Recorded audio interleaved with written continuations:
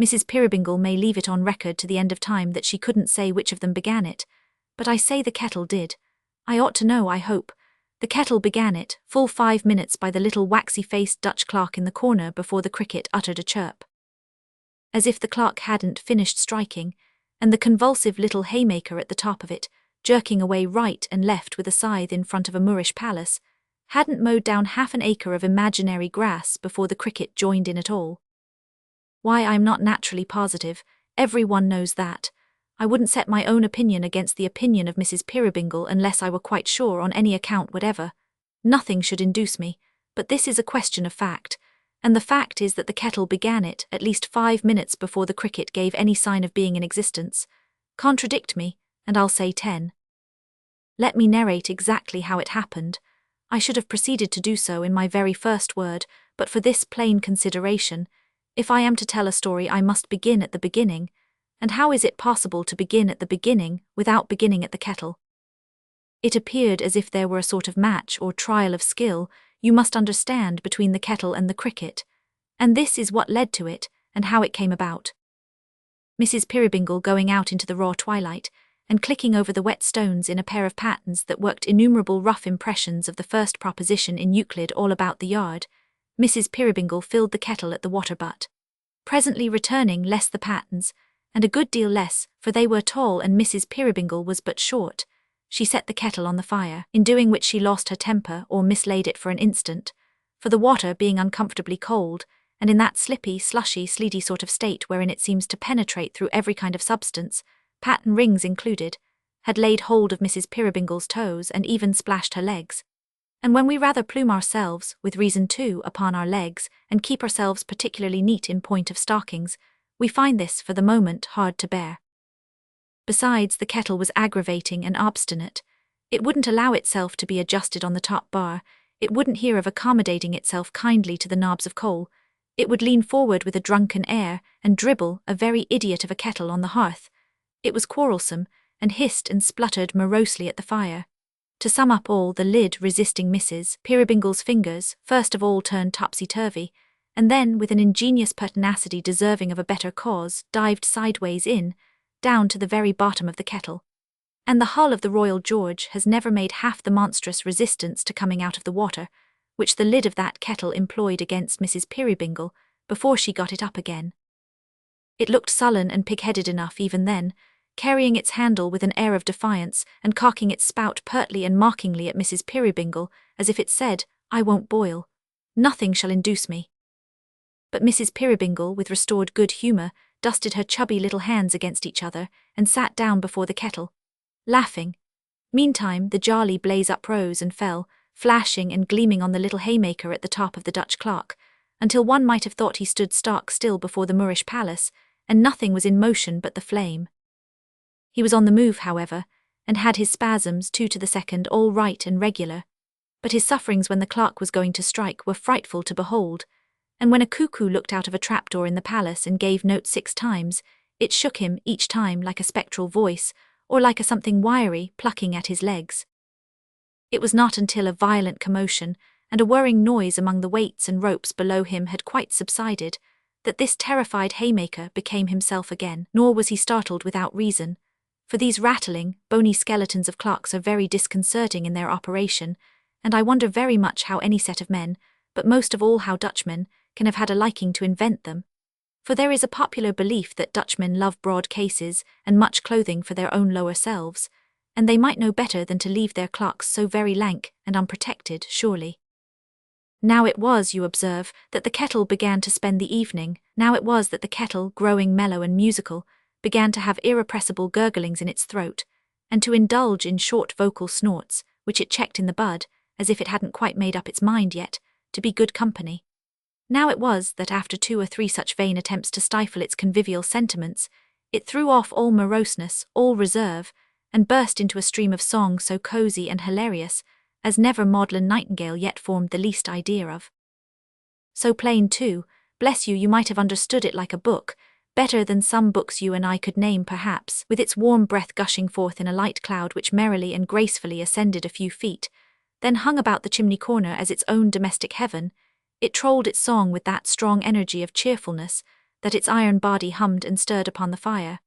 And the lid itself, the recently rebellious lid, such is the influence of a bright example, performed a sort of jig, and clattered like a deaf and dumb young cymbal that had never known the use of its twin brother. That this song of the kettles was a song of invitation and welcome to somebody out of doors, to somebody at that moment coming on, towards the snug small home and the crisp fire, there is no doubt whatever. Mrs. Peerybingle knew it perfectly as she sat musing before the hearth. "It's a dark night," sang the kettle, "and the rotten leaves are lying by the way. And above all is mist and darkness, and below all is mire and clay. And there's only one relief in all the sad and murky air. And I don't know that it is one, for it's nothing but a glare of deep and angry crimson, where the sun and wind together set a brand upon the clouds for being guilty of such weather, and the widest open country is a long dull streak of black, and there's hoar-frost on the finger-post and thaw upon the track, and the ice it isn't water and the water isn't free, and you couldn't say that anything is what it ought to be, but he's coming, coming, coming." And here, if you like, the cricket did chime in, with a chirrup, chirrup, chirrup of such magnitude by way of chorus, with a voice so astoundingly disproportionate to its size as compared with the kettle. Size, you couldn't see it, that if it had then and there burst itself like an overcharged gun, if it had fallen a victim on the spot and chirruped its little body into 50 pieces, it would have seemed a natural and inevitable consequence for which it had expressly laboured. The kettle had had the last of its solo performance. It persevered with undiminished ardour, but the cricket took first fiddle and kept it. Good heaven, how it chirped! Its shrill, sharp, piercing voice resounded through the house and seemed to twinkle in the outer darkness like a star. There was an indescribable little trill and tremble in it, at its loudest, which suggested its being carried off its legs and made to leap again by its own intense enthusiasm. Yet they went very well together, the cricket and the kettle. The burden of the song was still the same, and louder, louder, louder still, they sang it in their emulation. The fair little listener, for fair she was and young, though something of what is called the dumpling shape, but I don't myself object to that, lighted a candle, glanced at the haymaker on the top of the clock, who was getting in a pretty average crop of minutes, and looked out of the window where she saw nothing owing to the darkness but her own face, imaged in the glass, and my opinion is, and so would yours have been, that she might have looked a long way and seen nothing half so agreeable. When she came back and sat down in her former seat, the cricket and the kettle were still keeping it up, with a perfect fury of competition, the kettle's weak side clearly being that he didn't know when he was beat. There was all the excitement of a race about it. Chirp, chirp, chirp, cricket a mile ahead. Hum, hum, hum, kettle making play in the distance like a great top. Chirp, chirp, chirp, cricket round the corner. Hum, hum, hum, kettle sticking to him in his own way, no idea of giving in. Chirp, chirp, chirp, cricket fresher than ever. Hum, hum, hum, kettle slow and steady. Chirp, chirp, chirp, cricket going in to finish him.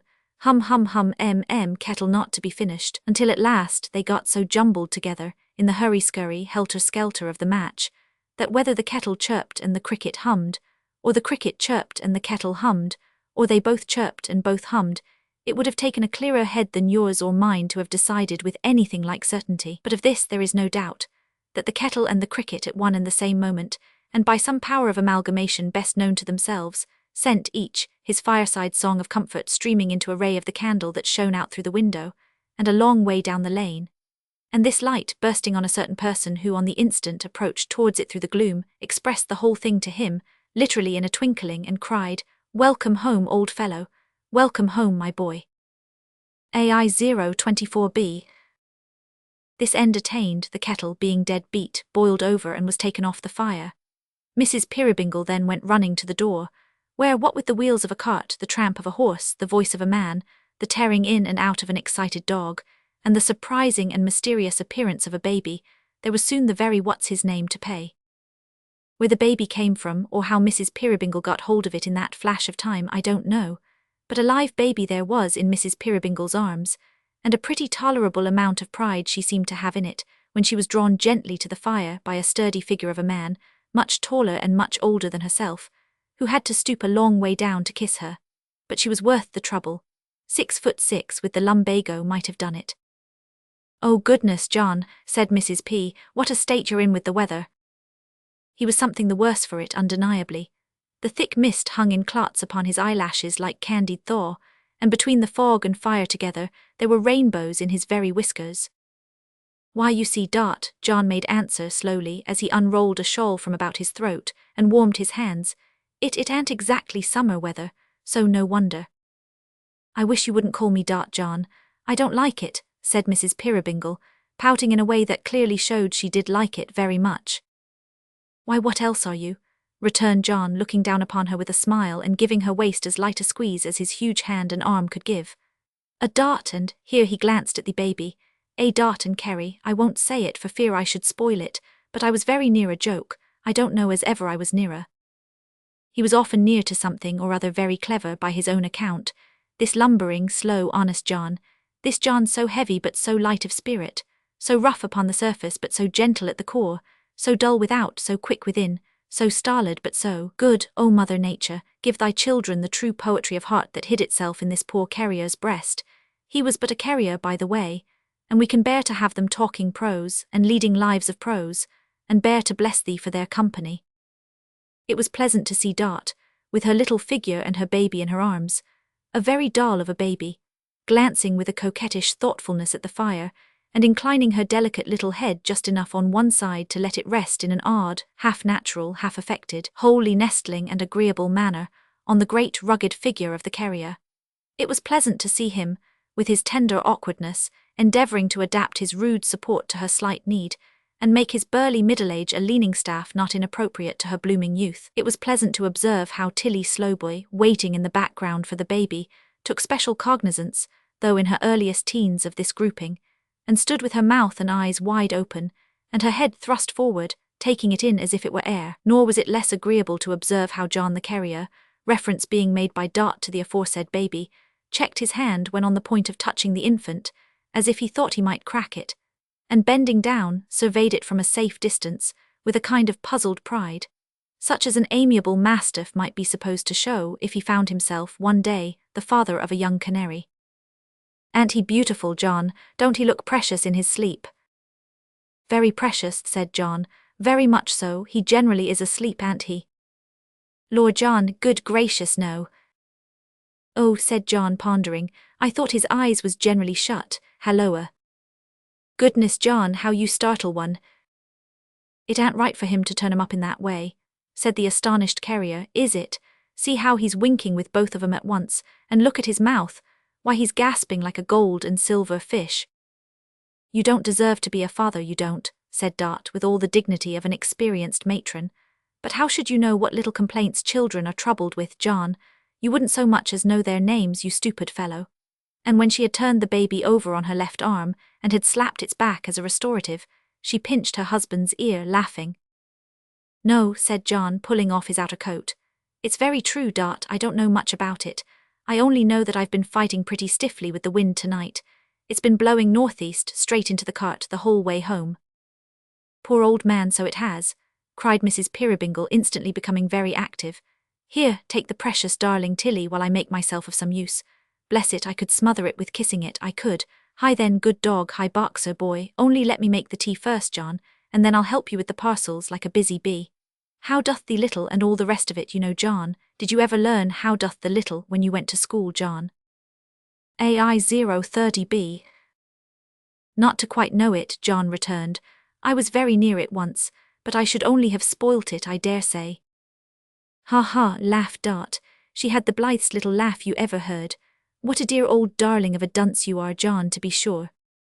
Not at all disputing this position, John went out to see that the boy with the lantern, which had been dancing to and fro before the door and window, like a will-o'-the-wisp, took due care of the horse, who was fatter than you would quite believe if I gave you his measure, and so old that his birthday was lost in the mists of antiquity. Boxer, feeling that his attentions were due to the family in general, and must be impartially distributed, dashed in and out with bewildering inconstancy, now describing a circle of short barks round the horse where he was being rubbed down at the stable door, now feigning to make savage rushes at his mistress, and facetiously bringing himself to sudden stops, now eliciting a shriek from Tilly Slowboy in the low nursing chair near the fire by the unexpected application of his moist nose to her countenance, now exhibiting an obtrusive interest in the baby, now going round and round upon the hearth, and lying down as if he had established himself for the night, now getting up again, and taking that nothing of a fag end of a tail of his, out into the weather, as if he had just remembered an appointment, and was off at a round trot to keep it. There's the teapot ready on the hob," said Dot, as briskly busy as a child at play at keeping house. "And there's the cold knuckle of ham, and there's the butter, and there's the crusty loaf and all. Here's a clothes basket for the small parcels, John, if you've got any there. Where are you, John? Don't let the dear child fall under the grate, Tilly, whatever you do." It may be noted of Miss Slowboy, in spite of her rejecting the caution with some vivacity, that she had a rare and surprising talent for getting this baby into difficulties, and had several times imperiled its short life, in a quiet way peculiarly her own. She was of a spare and straight shape, this young lady, insomuch that her garments appeared to be in constant danger of sliding off those sharp pegs, her shoulders, on which they were loosely hung. Her costume was remarkable for the partial development on all possible occasions of some flannel vestment of a singular structure, also for affording glimpses, in the region of the back, of a corset, or pair of stays, in colour a dead green, being always in a state of gaping admiration at everything, and absorbed, besides, in the perpetual contemplation of her mistress's perfections, and the baby's. Miss Slowboy, in her little errors of judgment, may be said to have done equal honour to her head and to her heart, and though these did less honour to the baby's head, which they were the occasional means of bringing into contact with deal doors, dressers, stair-rails, bedposts, and other foreign substances, still they were the honest results of Tilly Slowboy's constant astonishment at finding herself so kindly treated, and installed in such a comfortable home.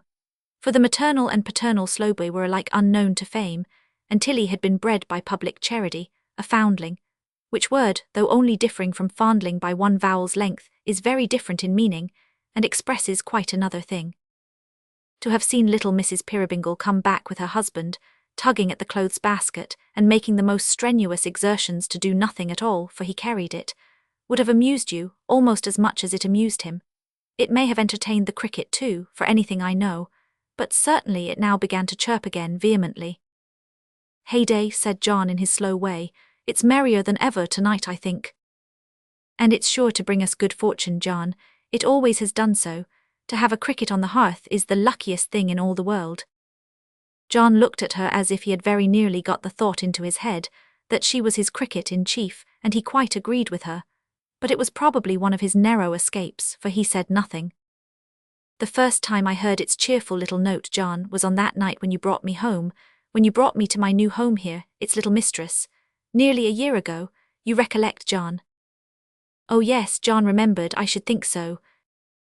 Its chirp was such a welcome to me. It seemed so full of promise and encouragement. It seemed to say you would be kind and gentle with me, and would not expect, I had a fear of that, John, then, to find an old head on the shoulders of your foolish little wife. John thoughtfully patted one of the shoulders, and then the head, as though he would have said no, no.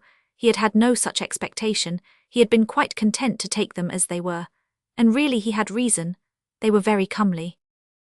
It spoke the truth, John, when it seemed to say so, for you have ever been, I am sure, the best, the most considerate, the most affectionate of husbands to me. This has been a happy home, John, and I love the cricket for its sake." "Why, so do I then," said the carrier, "so do I, Dot. I love it for the many times I have heard it, and the many thoughts its harmless music has given me, sometimes in the twilight, when I have felt a little solitary and downhearted, John, before baby was here to keep me company and make the house gay, when I have thought how lonely you would be if I should die. How lonely I should be if I could know that you had lost me, dear. Its chirp, chirp, chirp upon the hearth has seemed to tell me of another little voice, so sweet, so very dear to me, before whose coming sound my trouble vanished like a dream. When I used to fear, I did fear once, John, I was very young, you know, that ours might prove to be an ill-assorted marriage, I being such a child and you more like my guardian than my husband, and that you might not, however hard you tried, be able to learn to love me as you hoped and prayed you might. Its chirp, chirp, chirp has cheered me up again and filled me with new trust and confidence. I was thinking of these things tonight, dear, when I sat expecting you, and I love the cricket for their sake." "And so do I," repeated John. "But, Dot, I hope and pray that I might learn to love you. How you talk, I had learnt that long before I brought you here to be the cricket's little mistress, Dot." She laid her hand an instant on his arm, and looked up at him with an agitated face, as if she would have told him something. Next moment she was down upon her knees before the basket, speaking in a sprightly voice and busy with the parcels.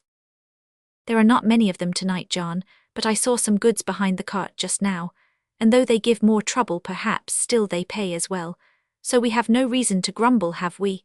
Besides, you have been delivering, I dare say, as you came along. Oh yes, John said, a good many.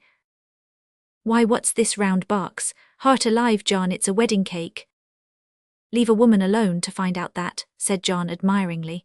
Now a man would never have thought of it, whereas it's my belief that if you was to pack a wedding cake up in a tea chest, or a turn-up bedstead, or a pickled salmon keg, or any unlikely thing, a woman would be sure to find it out directly. Yes, I called for it at the pastry cook's.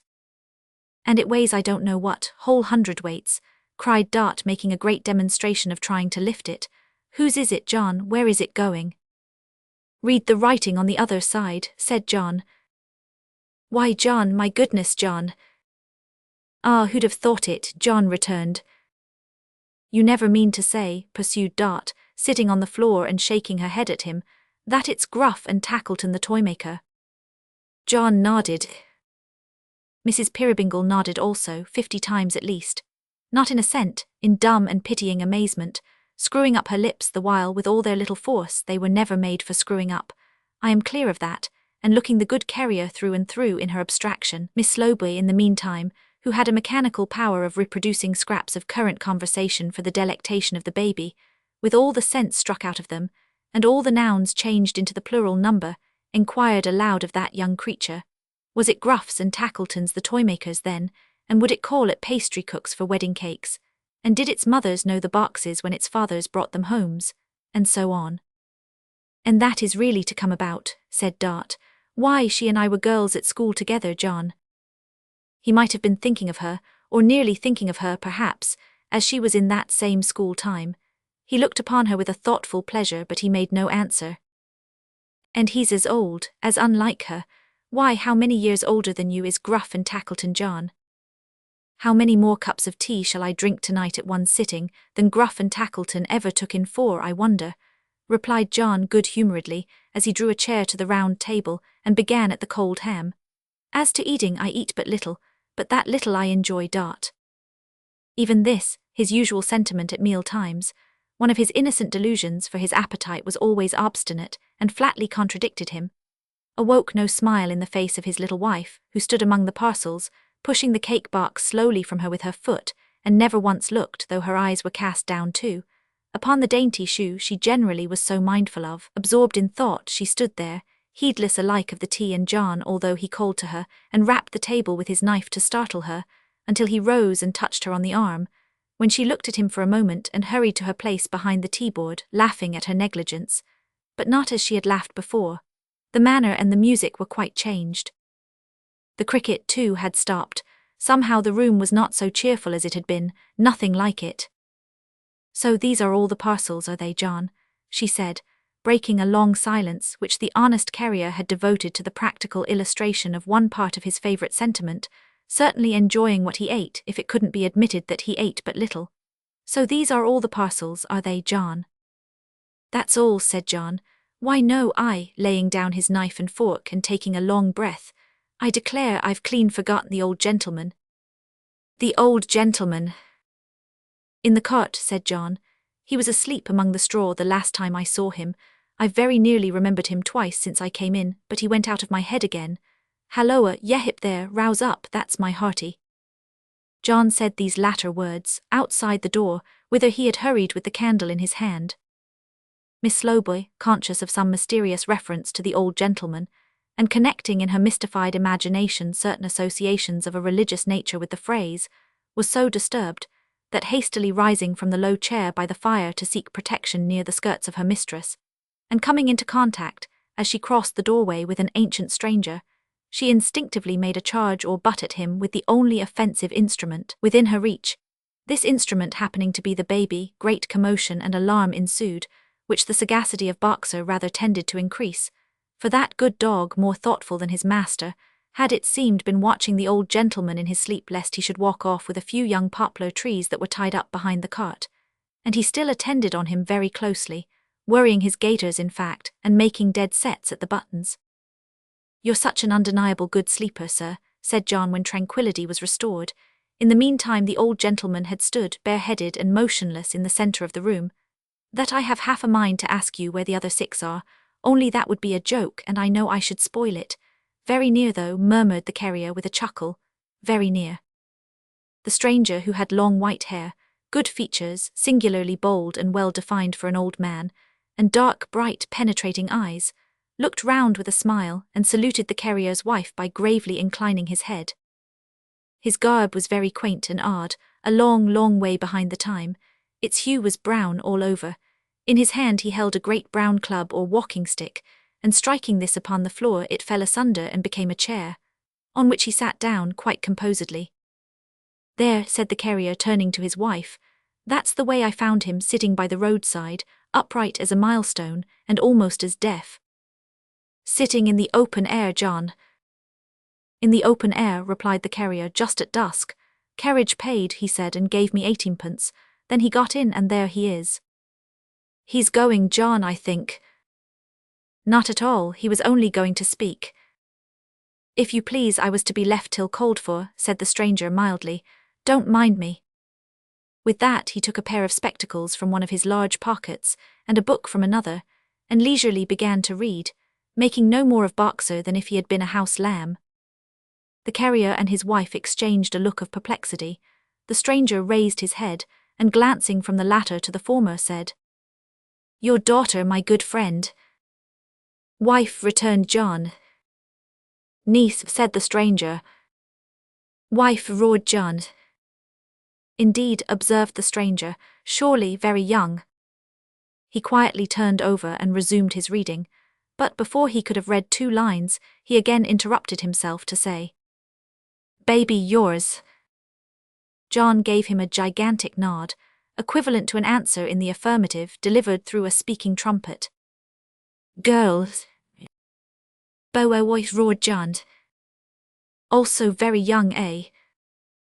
Mrs. Peerybingle instantly struck in. 2 months and 3 days, vaccinated just 6 weeks ago, took very fine lie, considered by the doctor a remarkably beautiful child, equal to the general run of children at 5 months old, takes notice in a way quite wonderful, may seem impossible to you but feels his legs already. Here the breathless little mother, who had been shrieking these short sentences into the old man's ear, until her pretty face was crimsoned, held up the baby before him as a stubborn and triumphant fact, while Tilly Slowboy, with a melodious cry of "Ketcher, Ketcher," which sounded like some unknown words, adapted to a popular sneeze, performed some cow-like gambols round that all unconscious innocent. "Hark, he's called for sure enough," said John. "There's somebody at the door. Open it, Tilly."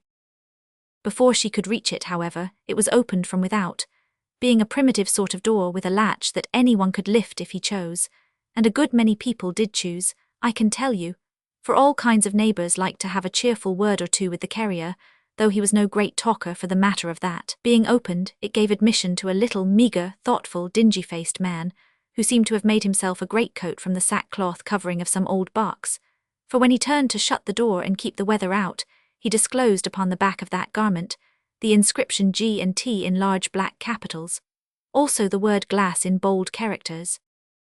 "Good evening, John," said the little man. "Good evening, Mum. Good evening, Tilly. Good evening, Unbeknown. How's baby, Mum? Boxer's pretty well, I hope." "All thriving, Caleb," replied Dot. "I am sure you need only look at the dear child for one to know that." "And I'm sure I need only look at you for another," said Caleb. He didn't look at her though, for he had a wandering and thoughtful eye which seemed to be always projecting itself into some other time and place, no matter what he said, a description which will equally apply to his voice. "Or at John for another," said Caleb, "or at Tilly as far as that goes, or certainly at Boxer." "Busy just now, Caleb?" asked the carrier. "Why, pretty well, John," he returned, with the distraught air of a man who was casting about for the philosopher's stone at least. "Pretty much so. There's rather a run on Noah's Arks at present. I could have wished to improve upon the family, but I don't see how it's to be done at the price. It would be a satisfaction to one's mind, to make it clearer which was Shems and Hams and which was wives.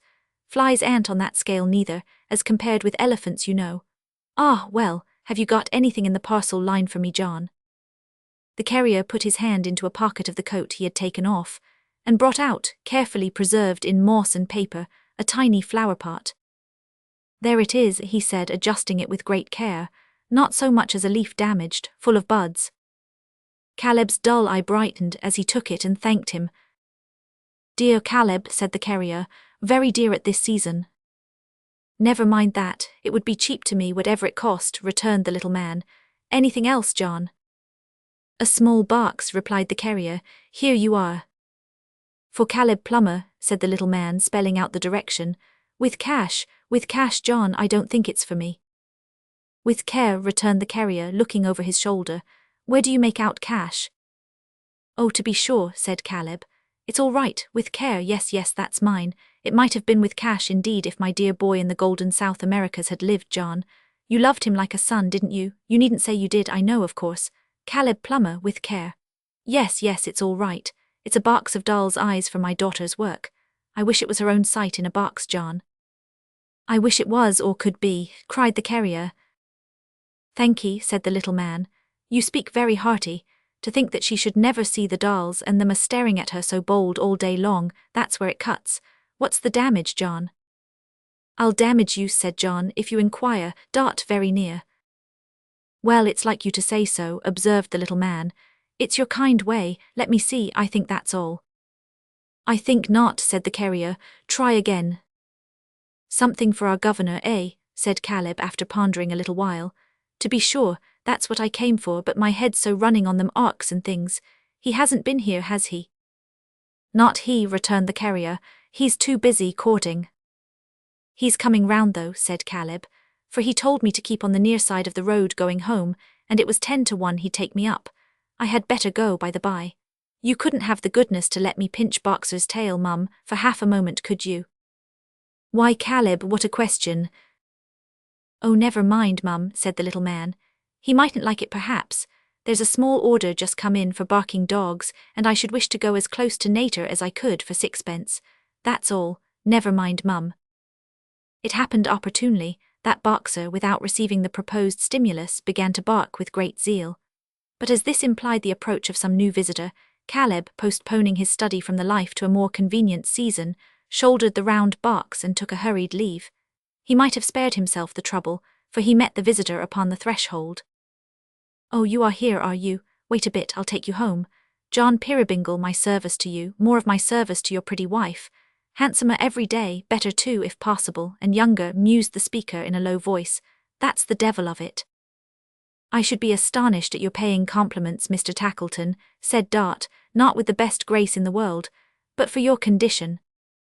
You know all about it, then? I have got myself to believe it somehow, said Dart. After a hard struggle, I suppose.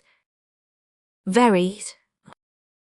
Tackleton the toy merchant, pretty generally known as Gruff and Tackleton, for that was the firm, though Gruff had been bought out long ago, only leaving his name, and as some said his nature, according to its dictionary meaning, in the business.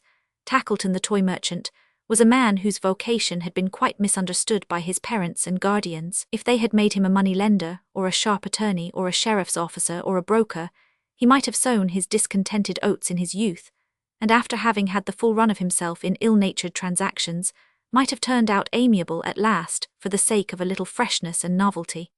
But cramped and chafing in the peaceable pursuit of toy-making, he was a domestic ogre who had been living on children all his life, and was their implacable enemy. He despised all toys, wouldn't have bought one for the world, delighted in his malice to insinuate grim expressions into the faces of brown paper farmers who drove pigs to market, bellmen who advertised lost lawyers' consciences, movable old ladies who darned stockings or carved pies, and other like samples of his stock in trade, in appalling masks, hideous hairy red-eyed jacks in boxes, vampire kites, demoniacal tumblers who wouldn't lie down and were perpetually flying forward to stare infants out of countenance. His soul perfectly revelled. They were his only relief and safety valve. He was great in such inventions. Anything suggestive of a pony nightmare was delicious to him.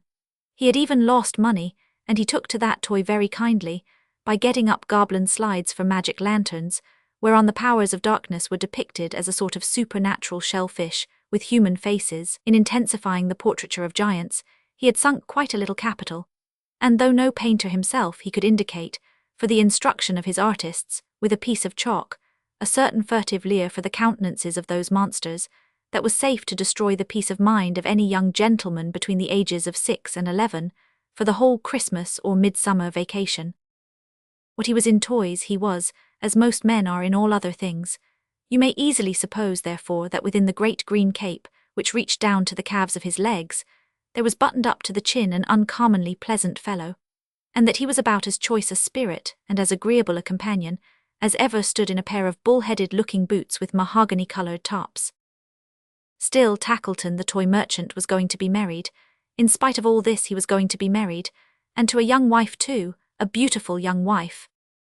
He didn't look much like a bridegroom, as he stood in the carrier's kitchen, with a twist in his dry face and a screw in his body, and his hat jerked over the bridge of his nose, and his hands stuck down into the bottoms of his pockets, and his whole sarcastic, ill-conditioned self peering out of one little corner of one little eye, like the concentrated essence of any number of ravens. But a bridegroom he designed to be. In 3 days' time, next Thursday, the last day of the first month in the year, that's my wedding day, said Tackleton. Did I mention that he had always one eye wide open, and one eye nearly shut, and that the one eye nearly shut was always the expressive eye? I don't think I did. That's my wedding day, said Tackleton, rattling his money. Why, it's our wedding day too, exclaimed the carrier. Ha ha, laughed Tackleton. Odd, you're just such another couple, just. The indignation of Dot at this presumptuous assertion is not to be described. What next? His imagination would compass the possibility of just such another baby, perhaps. The man was mad. I say, a word with you, murmured Tackleton, nudging the carrier with his elbow and taking him a little apart. You'll come to the wedding. We're in the same boat, you know. How in the same boat? Inquired the carrier. A little disparity, you know, said Tackleton with another nudge. Come and spend an evening with us beforehand. Why? Demanded John, astonished at this pressing hospitality. Why? Returned the other. That's a new way of receiving an invitation. Why, for pleasure, sociability, you know, and all that. I thought you were never sociable, said John in his plain way. Teacher, it's of no use to be anything but free with you, I see, said Tackleton. Why then, the truth is you have what tea-drinking people call a sort of a comfortable appearance together, you and your wife. We know better, you know, but... No, we don't know better, interposed John. What are you talking about? Well, we don't know better then, said Tackleton. We'll agree that we don't. As you like, what does it matter? I was going to say, as you have that sort of appearance, your company will produce a favourable effect on Mrs. Tackleton that will be. And though I don't think your good lady's very friendly to me in this matter, still she can't help herself from falling into my views, for there's a compactness and coziness of appearance about her that always tells, even in an indifferent case. You'll say you'll come. We have arranged to keep our wedding day, as far as that goes, at home, said John. We have made the promise to ourselves these 6 months. We think you see that home. Bah, what's home? Cried Tackleton. 4 walls and a ceiling. Why don't you kill that cricket? I would, I always do, I hate their noise. There are 4 walls and a ceiling at my house. Come to me. You kill your crickets, eh? Said John. Scrunch 'em, sir, returned the other, setting his heel heavily on the floor. You'll say you'll come. It's as much your interest as mine, you know, that the women should persuade each other that they're quiet and contented and couldn't be better off. I know their way. Whatever one woman says, another woman is determined to clinch always. There's that spirit of emulation among 'em, sir, that if your wife says to my wife, I'm the happiest woman in the world, and mine's the best husband in the world, and I dote on him, my wife will say the same to yours or more and half believe it. Do you mean to say she don't then? Asked the carrier. Don't, cried Tackleton with a short, sharp laugh. Don't what? The carrier had had some faint idea of adding, dote upon you, but happening to meet the half-closed eye as it twinkled upon him over the turned-up collar of the cape, which was within an ace of poking it out, he felt it such an unlikely part and parcel of anything to be doted on, that he substituted, that she don't believe it. Ah, you dog, you're joking, said Tackleton. But the carrier, though slow to understand the full drift of his meaning, eyed him in such a serious manner that he was obliged to be a little more explanatory. I have the humour, said Tackleton, holding up the fingers of his left hand and tapping the forefinger to imply there I am Tackleton to wit. I have the humour, sir, to marry a young wife and a pretty wife. Here he rapped his little finger to express the bride, not sparingly but sharply with a sense of power. I'm able to gratify that humour and I do, it's my whim, but now look there. He pointed to where Dot was sitting thoughtfully before the fire, leaning her dimpled chin upon her hand and watching the bright blaze. The carrier looked at her, and then at him, and then at her, and then at him again. She honours and obeys, no doubt, you know, said Tackleton, and that, as I am not a man of sentiment, is quite enough for me. But do you think there's anything more in it? I think, observed the carrier, that I should chuck any man out of window who said there wasn't. Exactly so, returned the other with an unusual alacrity of assent. To be sure, doubtless you would, of course, I'm certain of it. Good night, pleasant dreams. The good carrier was puzzled, and made uncomfortable and uncertain in spite of himself. He couldn't help showing it in his manner. Good night, my dear friend, said Tackleton compassionately. I'm off. We're exactly alike in reality, I see. You won't give us tomorrow evening. Well, next day you go out visiting, I know. I'll meet you there and bring my wife that is to be. It'll do her good. You're agreeable, thanky. What's that? It was a loud cry from the carrier's wife, a loud, sharp, sudden cry that made the room ring like a glass vessel. She had risen from her seat and stood like one transfixed by terror and surprise. The stranger had advanced towards the fire to warm himself and stood within a short stride of her chair, but quite still. Dart, cried the carrier, Mary, darling, what's the matter? They were all about her in a moment. Caleb, who had been dozing on the cake box, in the first imperfect recovery of his suspended presence of mind, seized Miss Slowboy by the hair of her head, but immediately apologized. Mary, exclaimed the carrier, supporting her in his arms, are you ill? What is it? Tell me, dear. She only answered by beating her hands together and falling into a wild fit of laughter. Then, sinking from his grasp upon the ground, she covered her face with her apron and wept bitterly. And then she laughed again, and then she cried again, and then she said how cold it was and suffered him to lead her to the fire, where she sat down as before, the old man standing as before, quite still. I'm better, John, she said. I'm quite well now, John, but John was on the other side of her. Why turn her face towards the strange old gentleman as if addressing him? Was her brain wandering? Only a fancy, John dear, a kind of shock, a something coming suddenly before my eyes. I don't know what it was. It's quite gone, quite gone. I'm glad it's gone, muttered Tackleton, turning the expressive eye all round the room. I wonder where it's gone and what it was. Humph, Caleb, come here. Who's that with the grey hair? I don't know, sir, returned Caleb in a whisper. Never see him before in all my life. A beautiful figure for a nutcracker, quite a new model. With a screw-jaw opening down into his waistcoat, he'd be lovely. Not ugly enough, said Tackleton. Or for a firebox either, observed Caleb in deep contemplation. What a model! Unscrew his head to put the matches in, turn him heels upwards for the light, and what a firebox for a gentleman's mantelshelf just as he stands. Not half ugly enough, said Tackleton. Nothing in him at all. Come, bring that box, all right now, I hope. Oh, quite gone, said the little woman, waving him hurriedly away. Good night. Good night, said Tackleton. Good night, John Peerybingle. Take care how you carry that box, Caleb. Let it fall and I'll murder you. Dark as pitch and weather worse than ever, Good night. So, with another sharp look round the room, he went out at the door, followed by Caleb with the wedding cake on his head. The carrier had been so much astounded by his little wife, and so busily engaged in soothing and tending her, that he had scarcely been conscious of the stranger's presence, until now, when he again stood there, their only guest. He don't belong to them, you see, said John. I must give him a hint to go. I beg your pardon, friend, said the old gentleman, advancing to him, the more so as I fear your wife has not been well, but the attendant whom my infirmity, he touched his ears and shook his head, renders almost indispensable, not having arrived. I fear there must be some mistake.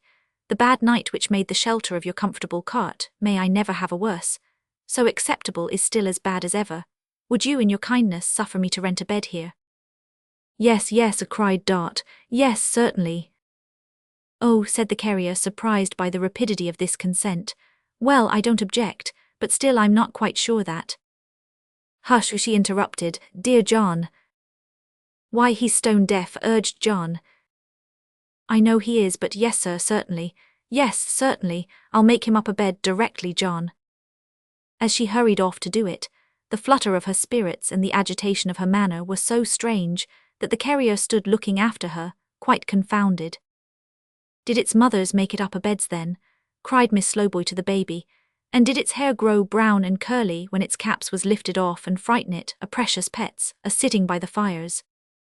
With that unaccountable attraction of the mind to trifles, which is often incidental to a state of doubt and confusion, the carrier, as he walked slowly to and fro, found himself mentally repeating even these absurd words many times, so many times that he got them by heart and was still conning them over and over like a lesson, when Tilly, after administering as much friction to the little bald head with her hand as she thought wholesome, according to the practice of nurses, had once more tied the baby's cap on. And frightened her precious pets as sitting by the fire, what frightened Dart, I wonder, mused the carrier pacing to and fro. He scouted from his heart the insinuations of the toy merchant, and yet they filled him with a vague, indefinite uneasiness, for Tackleton was quick and sly, and he had that painful sense himself of being a man of slow perception that a broken hint was always worrying to him. He certainly had no intention in his mind of linking anything that Tackleton had said with the unusual conduct of his wife, but the two subjects of reflection came into his mind together, and he could not keep them asunder. The bed was soon made ready, and the visitor, declining all refreshment but a cup of tea, retired. Then Dart, quite well again, she said, quite well again, arranged the great chair in the chimney corner for her husband, filled his pipe and gave it him, and took her usual little stool beside him on the hearth. AI 064B. She always would sit on that little stool. I think she must have had a kind of notion that it was a coaxing, wheedling little stool. She was out and out, the very best filler of a pipe, I should say, in the 4 quarters of the globe, to see her put that chubby little finger in the bowl, and then blow down the pipe to clear the tube. And when she had done so, affect to think that there was really something in the tube and blow a dozen times, and hold it to her eye like a telescope, with a most provoking twist in her capital little face as she looked down it, was quite a brilliant thing. As to the tobacco, she was perfect mistress of the subject, and her lighting of the pipe with a wisp of paper when the carrier had it in his mouth, going so very near his nose, and yet not scorching it, was art, high art, sir. And the cricket and the kettle tuning up again acknowledged it, the bright fire blazing up again acknowledged it, the little mower on the clock in his unheeded work acknowledged it, the carrier in his smoothing forehead and expanding face acknowledged it, the readiest of all. And as he soberly and thoughtfully puffed at his old pipe, and as the Dutch clock ticked, and as the red fire gleamed, and as the cricket chirped, that genius of his hearth and home, for such the cricket was, came out in fairy shape into the room and summoned many forms of home about him. Darts of all ages and all sizes filled the chamber, darts who were merry children, running on before him, gathering flowers in the fields, coy darts half shrinking from, half yielding to, the pleading of his own rough image, newly married darts alighting at the door and taking wondering possession of the household keys, motherly little darts attended by fictitious slowboys bearing babies to be christened, matronly darts, still young and blooming, watching darts of daughters as they danced at rustic balls, fat darts encircled and beset by troops of rosy grandchildren, withered darts who leaned on sticks and tottered as they crept along. Old carriers, too, appeared with blind old boxers lying at their feet, and newer carts with younger drivers, Peerybingle brothers on the tilt, and sick old carriers, tended by the gentlest hands, and graves of dead and gone old carriers green in the churchyard, and as the cricket showed him all these things, he saw them plainly, though his eyes were fixed upon the fire. The carrier's heart grew light and happy, and he thanked his household gods with all his might, and cared no more for Gruff and Tackleton than you do. But what was that young figure of a man, which the same fairy cricket set so near her stool, and which remained there singly and alone? Why did it linger still, so near her, with its arm upon the chimney-piece, ever repeating, married, and not to me? O Dart, O failing Dart, there is no place for it in all your husband's visions. Why has its shadow fallen on his hearth? Chirp the second Caleb Plummer and his blind daughter lived all alone by themselves, as the storybooks say, and my blessing, with yours to back it, I hope, on the storybooks, for saying anything in this workaday world. Caleb Plummer and his blind daughter lived all alone by themselves, in a little cracked nutshell of a wooden house, which was, in truth, no better than a pimple on the prominent red brick nose of Gruff and Tackleton. The premises of Gruff and Tackleton were the great feature of the street, but you might have knocked down Caleb Plummer's dwelling with a hammer or two, and carried off the pieces in a cart.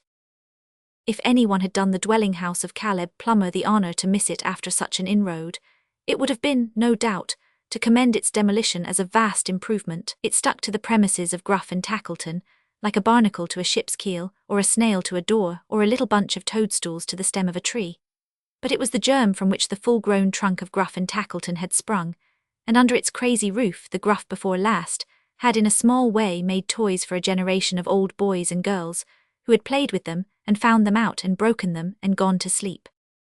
I have said that Caleb and his poor blind daughter lived here, but I should have said that Caleb lived here and his poor blind daughter somewhere else, in an enchanted home of Caleb's furnishing, where scarcity and shabbiness were not, and trouble never entered. Caleb was no sorcerer, but in the only magic art that still remains to us, the magic of devoted, deathless love, nature had been the mistress of his study, and from her teaching all the wonder came. The blind girl never knew that ceilings were discoloured, walls blotched and bare of plaster here and there, high crevices unstopped and widening every day, beams mouldering and tending downward. The blind girl never knew that iron was rusting, wood rotting, paper peeling off, the very size and shape and true proportion of the dwelling withering away. The blind girl never knew that ugly shapes of delf and earthenware were on the board, that sorrow and faint-heartedness were in the house, that Caleb's scanty hairs were turning greyer and more grey before her sightless face. The blind girl never knew they had a master, cold, exacting and uninterested, never knew that Tackleton was Tackleton in short, but lived in the belief of an eccentric humorist who loved to have his jest with them, and while he was the guardian angel of their lives, disdained to hear one word of thankfulness. And all was Caleb's doing, all the doing of her simple father. But he too had a cricket on his hearth, and listening sadly to its music when the motherless blind child was very young, that spirit had inspired him with the thought that even her great deprivation might be almost changed into a blessing, and the girl made happy by these little means. For all the cricket tribe are potent spirits, even though the people who hold converse with them do not know it, which is frequently the case. And there are not in the unseen world voices more gentle and more true, that may be so implicitly relied on, or that are so certain to give none but tenderest counsel, as the voices in which the spirits of the fireside and the hearth address themselves to humankind. Caleb and his daughter were at work together in their usual working room, which served them for their ordinary living room as well, and a strange place it was. There were houses in it, finished and unfinished, for dolls of all stations in life, suburban tenements for dolls of moderate means, kitchens and single apartments for dolls of the lower classes, capital town residences for dolls of high estate. Some of these establishments were already furnished according to estimate, with a view to the convenience of dolls of limited income. Others could be fitted on the most expensive scale, at a moment's notice, from whole shelves of chairs and tables, sofas, bedsteads, and upholstery. The nobility and gentry and public in general, for whose accommodation these tenements were designed, lay here and there in baskets, staring straight up at the ceiling. But in denoting their degrees in society, and confining them to their respective stations, which experience shows to be lamentably difficult in real life, the makers of these dolls had far improved on nature, who is often froward and perverse, for they, not resting on such arbitrary marks as satin, cotton print, and bits of rag, had superadded striking personal differences which allowed of no mistake. Thus the doll lady of distinction had wax limbs of perfect symmetry, but only she and her compeers, the next grade in the social scale being made of leather, and the next of coarse linen stuff. As to the common people, they had just so many matches out of tinder boxes for their arms and legs, and there they were, established in their sphere at once, beyond the possibility of getting out of it. There were various other samples of his handicraft besides dolls, in Caleb Plummer's room. There were Noah's arks, in which the birds and beasts were an uncommonly tight fit, I assure you, though they could be crammed in anyhow at the roof, and rattled and shaken into the smallest compass. By a bold poetical license, most of these Noah's arks had knockers on the doors, inconsistent appendages perhaps, as suggestive of morning callers and a postman, yet a pleasant finish to the outside of the building. There were scores of melancholy little carts which, when the wheels went round, performed most doleful music. Many small fiddles, drums, and other instruments of torture. No end of cannon, shields, swords, spears, and guns. There were little tumblers in red breeches, incessantly swarming up high obstacles of red tape, and coming down head first upon the other side. And there were innumerable old gentlemen of respectable, not to say venerable appearance, insanely flying over horizontal pegs, inserted for the purpose in their own street doors. There were beasts of all sorts, horses in particular of every breed, from the spotted barrel on 4 pegs with a small tippet for a mane, to the thoroughbred rocker on his highest mettle, as it would have been hard to count the dozens upon dozens of grotesque figures that were ever ready to commit all sorts of absurdities, on the turning of a handle. So it would have been no easy task to mention any human folly, vice, or weakness that had not its type, immediate or remote, in Caleb Plummer's room. And not in an exaggerated form, for very little handles will move men and women to as strange performances as any toy was ever made to undertake. AI 064b. In the midst of all these objects, Caleb and his daughter sat at work, the blind girl busy as a doll's dressmaker, and Caleb painting and glazing the four-pair front of a desirable family mansion. The care imprinted in the lines of Caleb's face, and his absorbed and dreamy manner, which would have sat well on some alchemist or abstruse student, were at first sight an odd contrast to his occupation, and the trivialities about him, but trivial things invented and pursued for bread, become very serious matters of fact. And apart from this consideration, I am not at all prepared to say myself that if Caleb had been a Lord Chamberlain, or a Member of Parliament, or a lawyer, or even a great speculator, he would have dealt in toys one whit less whimsical, while I have a very great doubt whether they would have been as harmless. So you were out in the rain last night, father, in your beautiful new greatcoat, said Caleb's daughter. In my beautiful new greatcoat, answered Caleb, glancing towards a clothesline in the room on which the sackcloth garment previously described was carefully hung up to dry. How glad I am you bought it, father. And of such a tailor too, said Caleb, quite a fashionable tailor, it's too good for me. The blind girl rested from her work and laughed with delight. Too good, father, what can be too good for you? I'm half ashamed to wear it though, said Caleb, watching the effect of what he said upon her brightening face. Upon my word, when I hear the boys and people say behind me, Halloa, here's a swell, I don't know which way to look. And when the beggar wouldn't go away last night, and when I said I was a very common man, said, no, your honour, bless your honour, don't say that, I was quite ashamed. I really felt as if I hadn't a right to wear it. Happy blind girl, how merry she was in her exultation. I see you, father, she said, clasping her hands, as plainly as if I had the eyes I never want when you are with me. A blue coat. Bright blue, said Caleb. Yes, yes, bright blue, exclaimed the girl, turning up her radiant face. The colour I can just remember in the blessed sky. You told me it was blue before, a bright blue coat.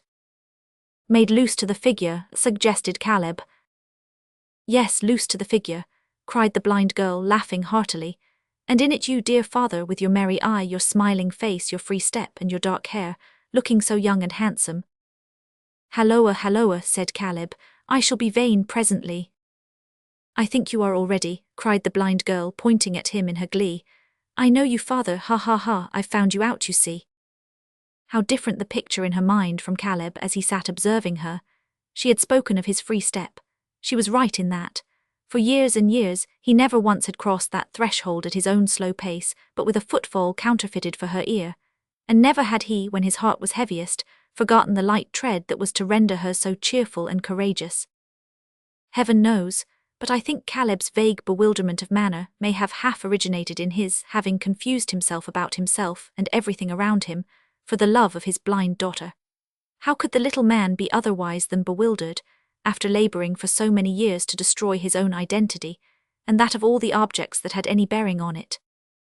There we are, said Caleb, falling back a pace or two to form the better judgment of his work. As near the real thing as sixpennorth of halfpence is to sixpence. What a pity that the whole front of the house opens at once. If there was only a staircase in it now, and regular doors to the rooms to go in at. But that's the worst of my calling. I'm always deluding myself and swindling myself. You are speaking quite softly. You are not tired, father.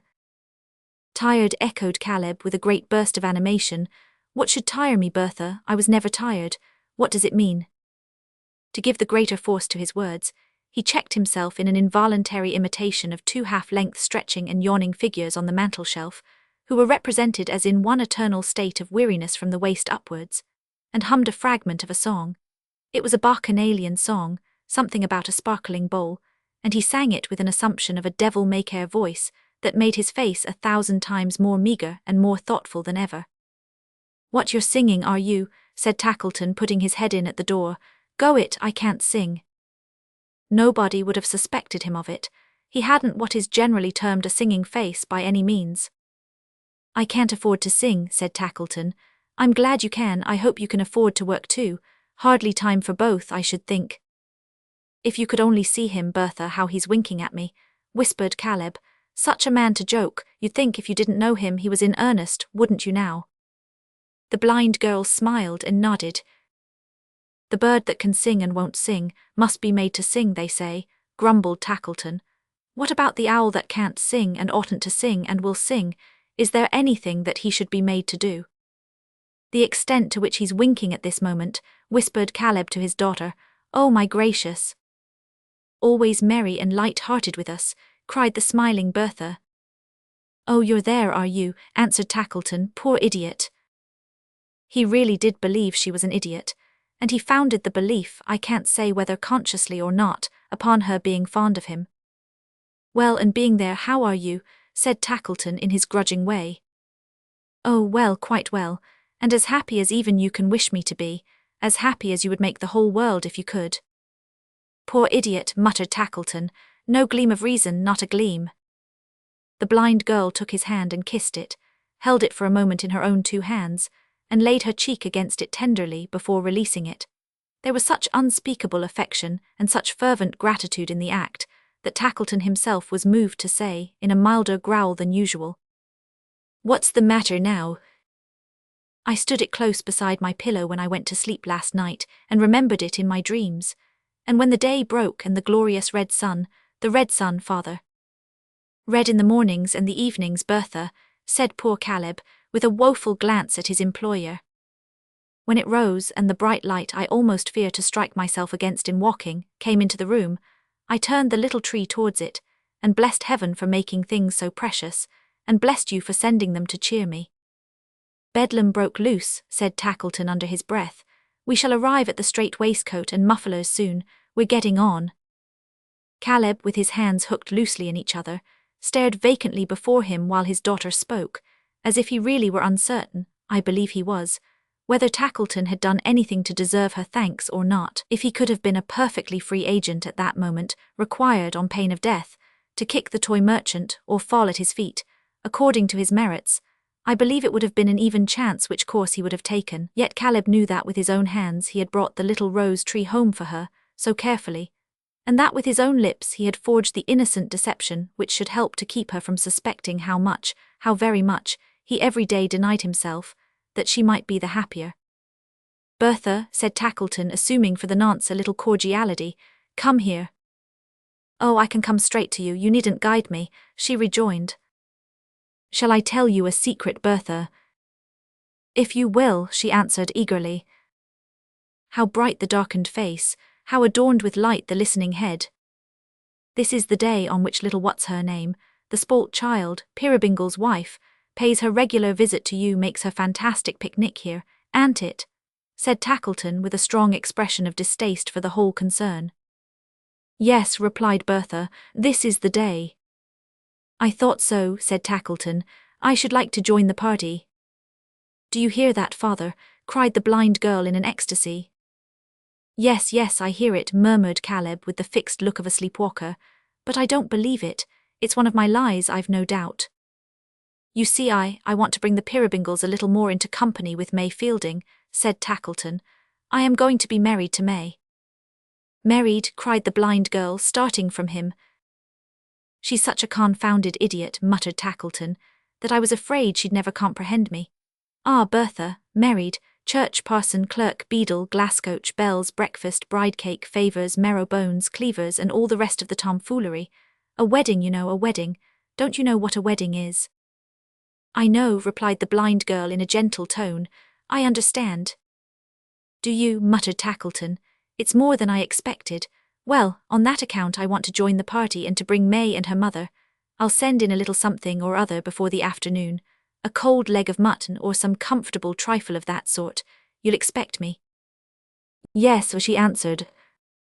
She had drooped her head and turned away, and so stood with her hands crossed, musing. I don't think you will, muttered Tackleton, looking at her, for you seem to have forgotten all about it already, Caleb. I may venture to say I'm here, I suppose, thought Caleb. Sir. Take care she don't forget what I've been saying to her. She never forgets, returned Caleb. It's one of the few things she ain't clever in. Every man thinks his own geese swans, observed the toy merchant with a shrug. Poor devil. Having delivered himself of which remark, with infinite contempt, old Gruff and Tackleton withdrew. Bertha remained where he had left her, lost in meditation. The gaiety had vanished from her downcast face, and it was very sad. 3 or 4 times she shook her head as if bewailing some remembrance or some loss, but her sorrowful reflections found no vent in words. It was not until Caleb had been occupied, some time, in yoking a team of horses to a wagon by the summary process of nailing the harness to the vital parts of their bodies, that she drew near to his working stool, and sitting down beside him said, "Father, I am lonely in the dark. I want my eyes, my patient, willing eyes." "Here they are," said Caleb, "always ready. They are more yours than mine, Bertha, any hour in the 24. What shall your eyes do for you, dear?" "Look round the room, father." "All right," said Caleb, no sooner said than done. "Bertha, tell me about it." "It's much the same as usual," said Caleb. "Homely but very snug. The gay colours on the walls, the bright flowers on the plates and dishes, the shining wood where there are beams or panels, the general cheerfulness and neatness of the building, make it very pretty." Cheerful and neat it was, wherever Bertha's hands could busy themselves. But nowhere else were cheerfulness and neatness possible, in the old crazy shed which Caleb's fancy so transformed.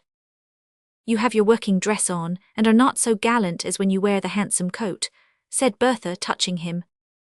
"Not quite so gallant," answered Caleb, "pretty brisk though."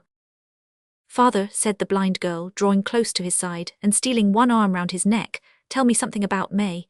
She is very fair." "She is indeed," said Caleb, and she was indeed. It was quite a rare thing to Caleb not to have to draw on his invention. "Her hair is dark," said Bertha pensively, "darker than mine. Her voice is sweet and musical, I know. I have often loved to hear it, her shape." "There's not a doll's in all the room to equal it," said Caleb, "and her eyes—" He stopped, for Bertha had drawn closer round his neck, and from the arm that clung about him came a warning pressure which he understood too well. He coughed a moment, hammered for a moment, and then fell back upon the song about the sparkling bowl, his infallible resource in all such difficulties. "Our friend, father, our benefactor, I'm never tired, you know, of hearing about him. Now was I ever," she said hastily. "Of course not," answered Caleb, "and with reason." "Ah, with how much reason?" cried the blind girl, with such fervency that Caleb, though his motives were so pure, could not endure to meet her face, but dropped his eyes as if she could have read in them his innocent deceit. "Then tell me again about him, dear father," said Bertha. "Many times again. His face is benevolent, kind and tender. Honest and true, I am sure it is. The manly heart that tries to cloak all favours with a show of roughness and unwillingness beats in its every look and glance." "And makes it noble," added Caleb in his quiet desperation. "And makes it noble," cried the blind girl. "He is older than May, father." "Ye-is," said Caleb reluctantly. "He's a little older than May, but that don't signify." "Oh, father, yes, to be his patient companion in infirmity and age, to be his gentle nurse in sickness and his constant friend in suffering and sorrow, to know no weariness in working for his sake, to watch him, tend him, sit beside his bed and talk to him awake and pray for him asleep, what privileges these would be, what opportunities for proving all her truth and her devotion to him. Would she do all this, dear father?" "No doubt of it," said Caleb. "I love her, father, I can love her from my soul," exclaimed the blind girl. And saying so, she laid her poor blind face on Caleb's shoulder, and so wept and wept, that he was almost sorry to have brought that tearful happiness upon her. In the meantime there had been a pretty sharp commotion at John Peerybingle's, for little Mrs. Peerybingle naturally couldn't think of going anywhere without the baby, and to get the baby under way took time. Not that there was much of the baby, speaking of it as a thing of weight and measure, but there was a vast deal to do about it, and it all had to be done by easy stages. For instance, when the baby was got by hook and by crook to a certain point of dressing, and you might have rationally supposed that another touch or two would finish him off and turn him out a tip-top baby challenging the world, he was unexpectedly extinguished in a flannel cap and hustled off to bed, where he simmered, so to speak, between 2 blankets for the best part of an hour. From this state of inaction he was then recalled, shining very much and roaring violently to partake of, well, I would rather say, if you'll permit me to speak generally, of a slight repast, after which he went to sleep again. Mrs. Peerybingle took advantage of this interval to make herself as smart in a small way as ever you saw anybody in all your life, and during the same short truce, Miss Slowboy insinuated herself into a Spencer of a fashion so surprising and ingenious that it had no connection with herself or anything else in the universe, but was a shrunken, dog's-eared, independent fact, pursuing its lonely course without the least regard to anybody. By this time the baby, being all alive again, was invested, by the united efforts of Mrs. Peerybingle and Miss Slowboy, with a cream-coloured mantle for its body, and a sort of nankeen raised pie for its head. And so in course of time they all three got down to the door, where the old horse had already taken more than the full value of his day's toll out of the turnpike trust, by tearing up the road with his impatient autographs, and whence Boxer might be dimly seen in the remote perspective, standing looking back, and tempting him to come on without orders. As to a chair or anything of that kind for helping Mrs. Peerybingle into the cart, you know very little of John, I flatter myself, if you think that was necessary. Before you could have seen him lift her from the ground, there she was in her place, fresh and rosy, saying, "John, how can you think of Tilly?" If I might be allowed to mention a young lady's legs on any terms, I would observe of Miss Slowboy's that there was a fatality about them which rendered them singularly liable to be grazed, and that she never affected the smallest ascent or descent, without recording the circumstance upon them with a notch, as Robinson Crusoe marked the days upon his wooden calendar. But as this might be considered ungenteel, I'll think of it. "John, you've got the basket with the veal and ham pie and things, and the bottles of beer," said Dot. "If you haven't, you must turn round again this very minute." "You're a nice little article," returned the carrier, "to be talking about turning round, after keeping me a full quarter of an hour behind my time." "I am sorry for it, John," said Dot in a great bustle, "but I really could not think of going to Bertha's. I wouldn't do it, John, on any account, without the veal and ham pie and things and the bottles of beer. Way." This monosyllable was addressed to the horse, who didn't mind it at all. "Oh, do way, John," said Mrs. Peerybingle, "please." "It'll be time enough to do that," returned John, "when I begin to leave things behind me. The basket's here safe enough." "What a hard-hearted monster you must be, John, not to have said so at once and saved me such a turn. I declare I wouldn't go to Bertha's without the veal and ham pie and things, and the bottles of beer for any money. Regularly once a fortnight ever since we have been married, John, have we made our little picnic there. If anything was to go wrong with it, I should almost think we were never to be lucky again." "It was a kind thought in the first instance," said the carrier, "and I honour you for it, little woman." "My dear John," replied Dot, turning very red, "don't talk about honouring me, good gracious." "By the by," observed the carrier, "that old gentleman—" Again so visibly and instantly embarrassed. "He's an odd fish," said the carrier, looking straight along the road before them. "I can't make him out. I don't believe there's any harm in him." "None at all, I'm sure there's none at all." "Yes," said the carrier, with his eyes attracted to her face by the great earnestness of her manner. "I am glad you feel so certain of it, because it's a confirmation to me. It's curious that he should have taken it into his head to ask leave to go on lodging with us, ain't it? Things come about so strangely." "So very strangely," she rejoined in a low voice, scarcely audible. "However, he's a good-natured old gentleman," said John, "and pays as a gentleman, and I think his word is to be relied upon like a gentleman's. I had quite a long talk with him this morning. He can hear me better already, he says, as he gets more used to my voice. He told me a great deal about himself, and I told him a good deal about myself, and a rare lot of questions he asked me. I gave him information about my having 2 beats, in my business, one day to the right from our house and back again, another day to the left from our house and back again, for he's a stranger and don't know the names of places about here. And he seemed quite pleased. 'Why, then I shall be returning home tonight your way,' he says, 'when I thought you'd be coming in an exactly opposite direction. That's capital. I may trouble you for another lift perhaps, but I'll engage not to fall so sound asleep again.' He was sound asleep, sure lie. Dot, what are you thinking of?" "Thinking of John, I was listening to you." "Oh, that's all right," said the honest carrier. "I was afraid from the look of your face that I had gone rambling on so long as to set you thinking about something else. I was very near it, I'll be bound." Dot making no reply, they jogged on for some little time in silence, but it was not easy to remain silent very long in John Peerybingle's cart, for everybody on the road had something to say, and though it might only be, "How are you?" and indeed it was very often nothing else, still, to give that back again in the right spirit of cordiality, required not merely a nod and a smile, but as wholesome an action of the lungs withal, as a long-winded parliamentary speech. Sometimes, passengers on foot or horseback plodded on a little way beside the cart, for the express purpose of having a chat, and then there was a great deal to be said on both sides. Then Boxer gave occasion to more good-natured recognitions of and by the carrier than half a dozen Christians could have done. Everybody knew him, all along the road, especially the fowls and pigs, who when they saw him approaching with his body all on one side, and his ears pricked up inquisitively, and that knob of a tail making the most of itself in the air, immediately withdrew into remote back settlements, without waiting for the honour of a nearer acquaintance. He had business everywhere, going down all the turnings, looking into all the wells, bolting in and out of all the cottages, dashing into the midst of all the dame schools, fluttering all the pigeons, magnifying the tails of all the cats, and trotting into the public houses like a regular customer. Wherever he went, somebody or other might have been heard to cry, "Halloa, here's Boxer. Boxer!"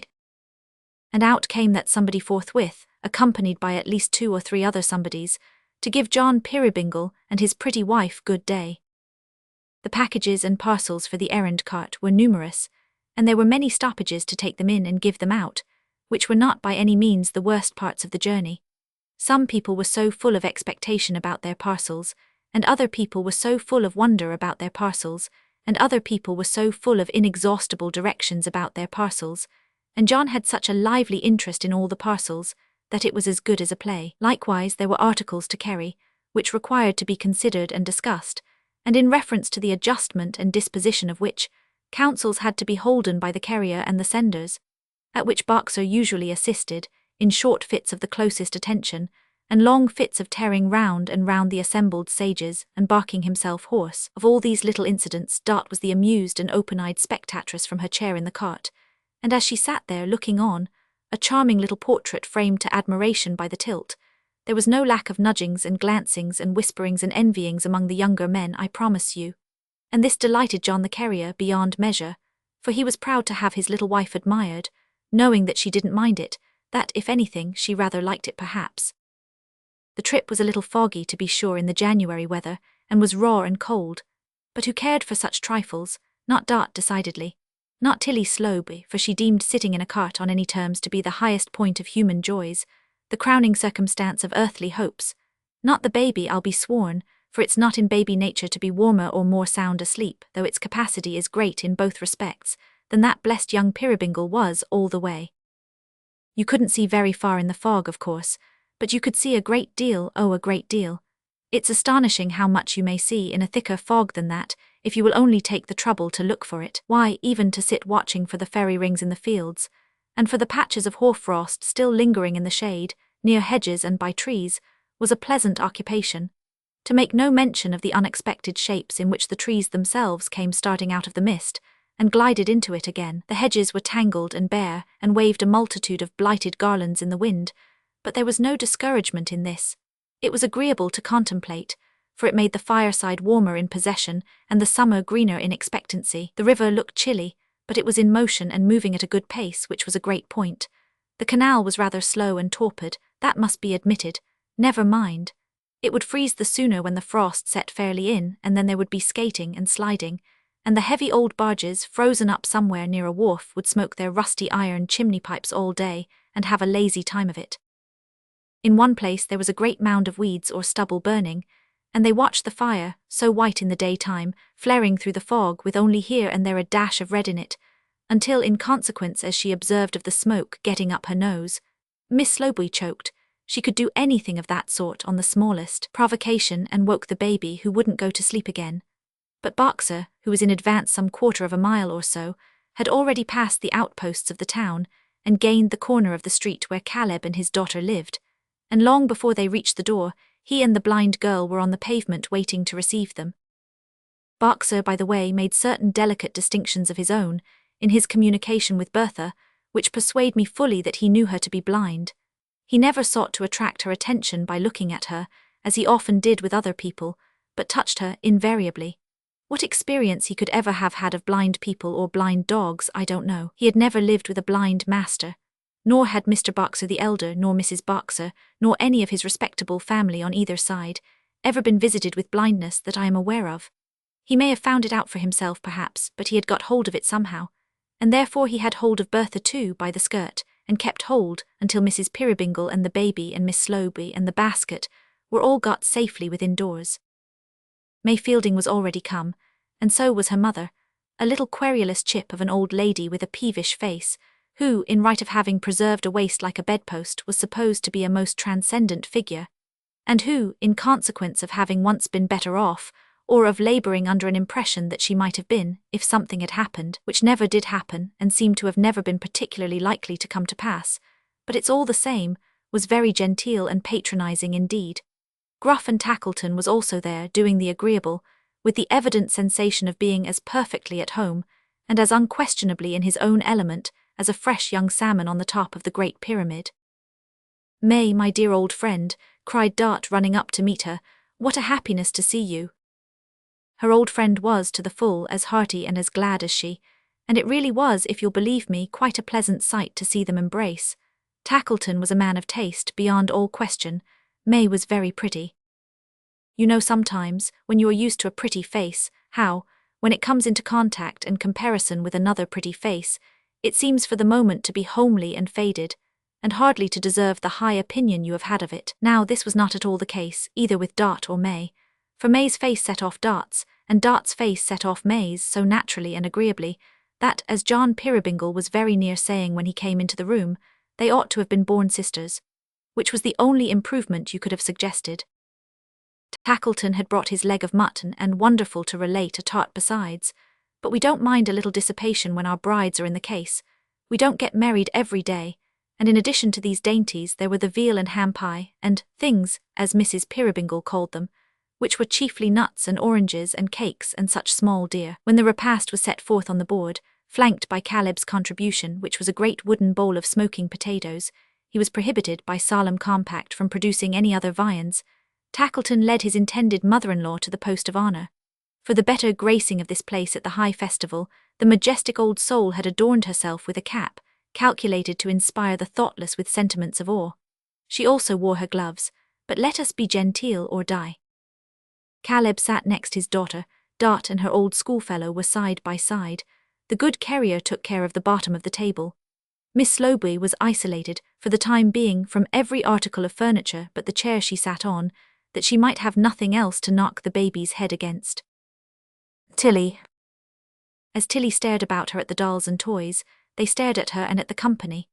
The venerable old gentlemen at the street doors, who were all in full action, showed a special interest in the party, pausing occasionally before leaping as if they were listening to the conversation, and then plunging wildly over and over, a great many times without halting for breath, as in a frantic state of delight with the whole proceedings. Certainly, if these old gentlemen were inclined to have a fiendish joy in the contemplation of Tackleton's discomfiture, they had good reason to be satisfied. Tackleton couldn't get on at all, and the more cheerful his intended bride became in Dart's society, the less he liked it, though he had brought them together for that purpose. For he was a regular dog in the manger, was Tackleton, and when they laughed and he couldn't, he took it into his head immediately that they must be laughing at him. "Ah, May," said Dart, "dear, dear, what changes, to talk of those merry school days makes one young again." "Why, you ain't particularly old at any time, are you?" said Tackleton. "Look at my sober, plodding husband there," returned Dart. "He adds 20 years to my age at least, don't you, John?" 40, John replied. "How many you'll add to May's, I am sure I don't know," said Dart, laughing, "but she can't be much less than 100 years of age on her next birthday." "Ha ha," laughed Tackleton, hollow as a drum, that laugh though, and he looked as if he could have twisted Dart's neck, comfortably. "Dear, dear," said Dart, "only to remember how we used to talk at school about the husbands we would choose. I don't know how young and how handsome and how gay and how lively mine was not to be, and as to May's, ah dear, I don't know whether to laugh or cry when I think what silly girls we were." May seemed to know which to do, for the colour flashed into her face and tears stood in her eyes. "Even the very persons themselves, real live young men, we fixed on sometimes," said Dart. "We little thought how things would come about. I never fixed on John, I'm sure, I never so much as thought of him, and if I had told you were ever to be married to Mr. Tackleton, why, you'd have slapped me. Wouldn't you, May?" Though May didn't say yes, she certainly didn't say no, or express no by any means. Tackleton laughed, quite shouted, he laughed so loud. John Peerybingle laughed too in his ordinary good-natured and contented manner, but his was a mere whisper of a laugh to Tackleton's. "You couldn't help yourselves for all that. You couldn't resist us, you see," said Tackleton. Here we are, where are your gay young bridegrooms now?" "Some of them are dead," said Dot, "and some of them forgotten. Some of them, if they could stand among us at this moment, would not believe we were the same creatures, would not believe that what they saw and heard was real, and we could forget them so. No, they would not believe one word of it." "Why, Dot," exclaimed the carrier, "little woman." She had spoken with such earnestness and fire that she stood in need of some recalling to herself without doubt. Her husband's check was very gentle, for he merely interfered, as he supposed, to shield old Tackleton, but it proved effectual, for she stopped and said no more.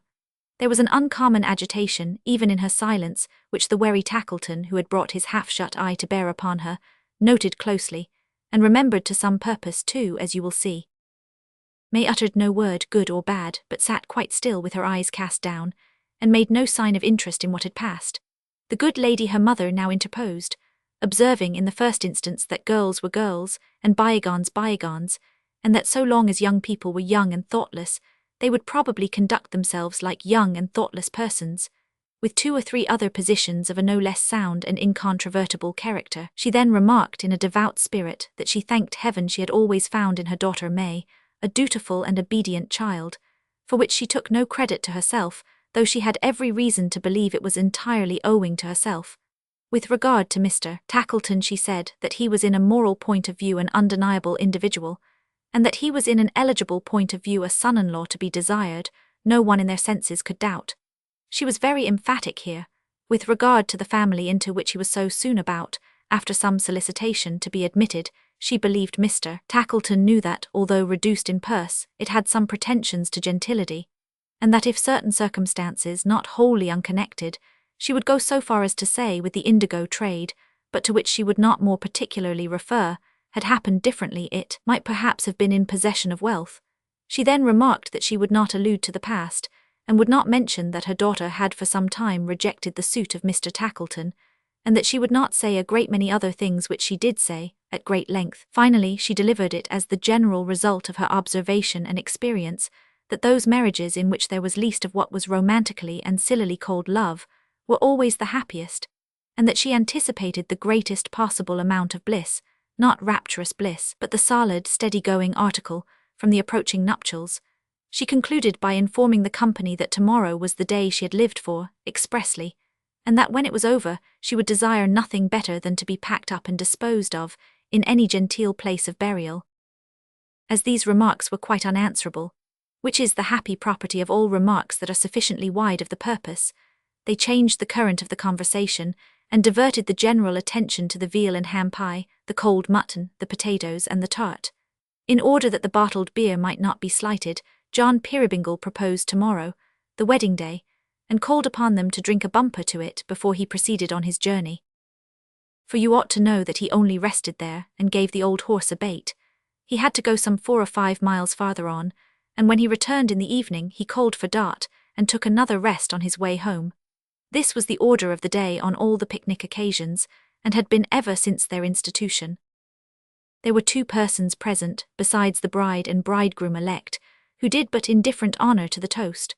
One of these was Dot, too flushed and discomposed to adapt herself to any small occurrence of the moment, the other Bertha, who rose up hurriedly before the rest and left the table. "Good-bye," said stout John Peerybingle, pulling on his dreadnought coat. "I shall be back at the old time. Good-bye all." "Good-bye, John," returned Caleb. He seemed to say it by rote, and to wave his hand in the same unconscious manner, for he stood observing Bertha with an anxious, wondering face that never altered its expression. "Good-bye, young shaver," said the jolly carrier, bending down to kiss the child, which Tilly Slowboy, now intent upon her knife and fork, had deposited asleep, and strange to say, without damage, in a little cot of Bertha's furnishing. "Good-bye. Time will come, I suppose, when you'll turn out into the cold, my little friend, and leave your old father to enjoy his pipe and his rheumatics in the chimney corner. Where's Dot?" "I'm here, John," she said, starting. Come, returned the carrier, clapping his sounding hands. "Where's the pipe?" "I quite forgot the pipe, John." Forgot the pipe was such a wonder ever heard of, she forgot the pipe.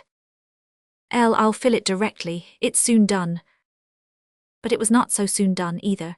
It lay in the usual place, the carrier's dreadnought pocket with the little pouch her own work, from which she was used to fill it, but her hand shook so that she entangled it, and yet her hand was small enough to have come out easily, I am sure, and bungled terribly. The filling of the pipe and lighting it, those little offices in which I have commended her discretion, if you recollect, were vilely done from first to last.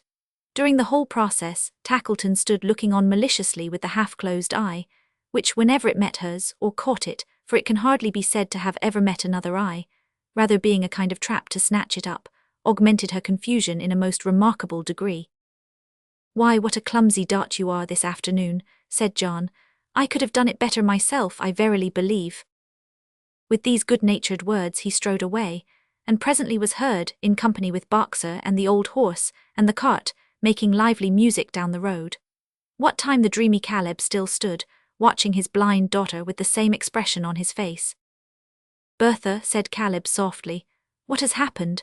How changed you are, my darling, in a few hours since this morning, you silent and dull all day. What is it, tell me?" "Oh, father, father," cried the blind girl, bursting into tears.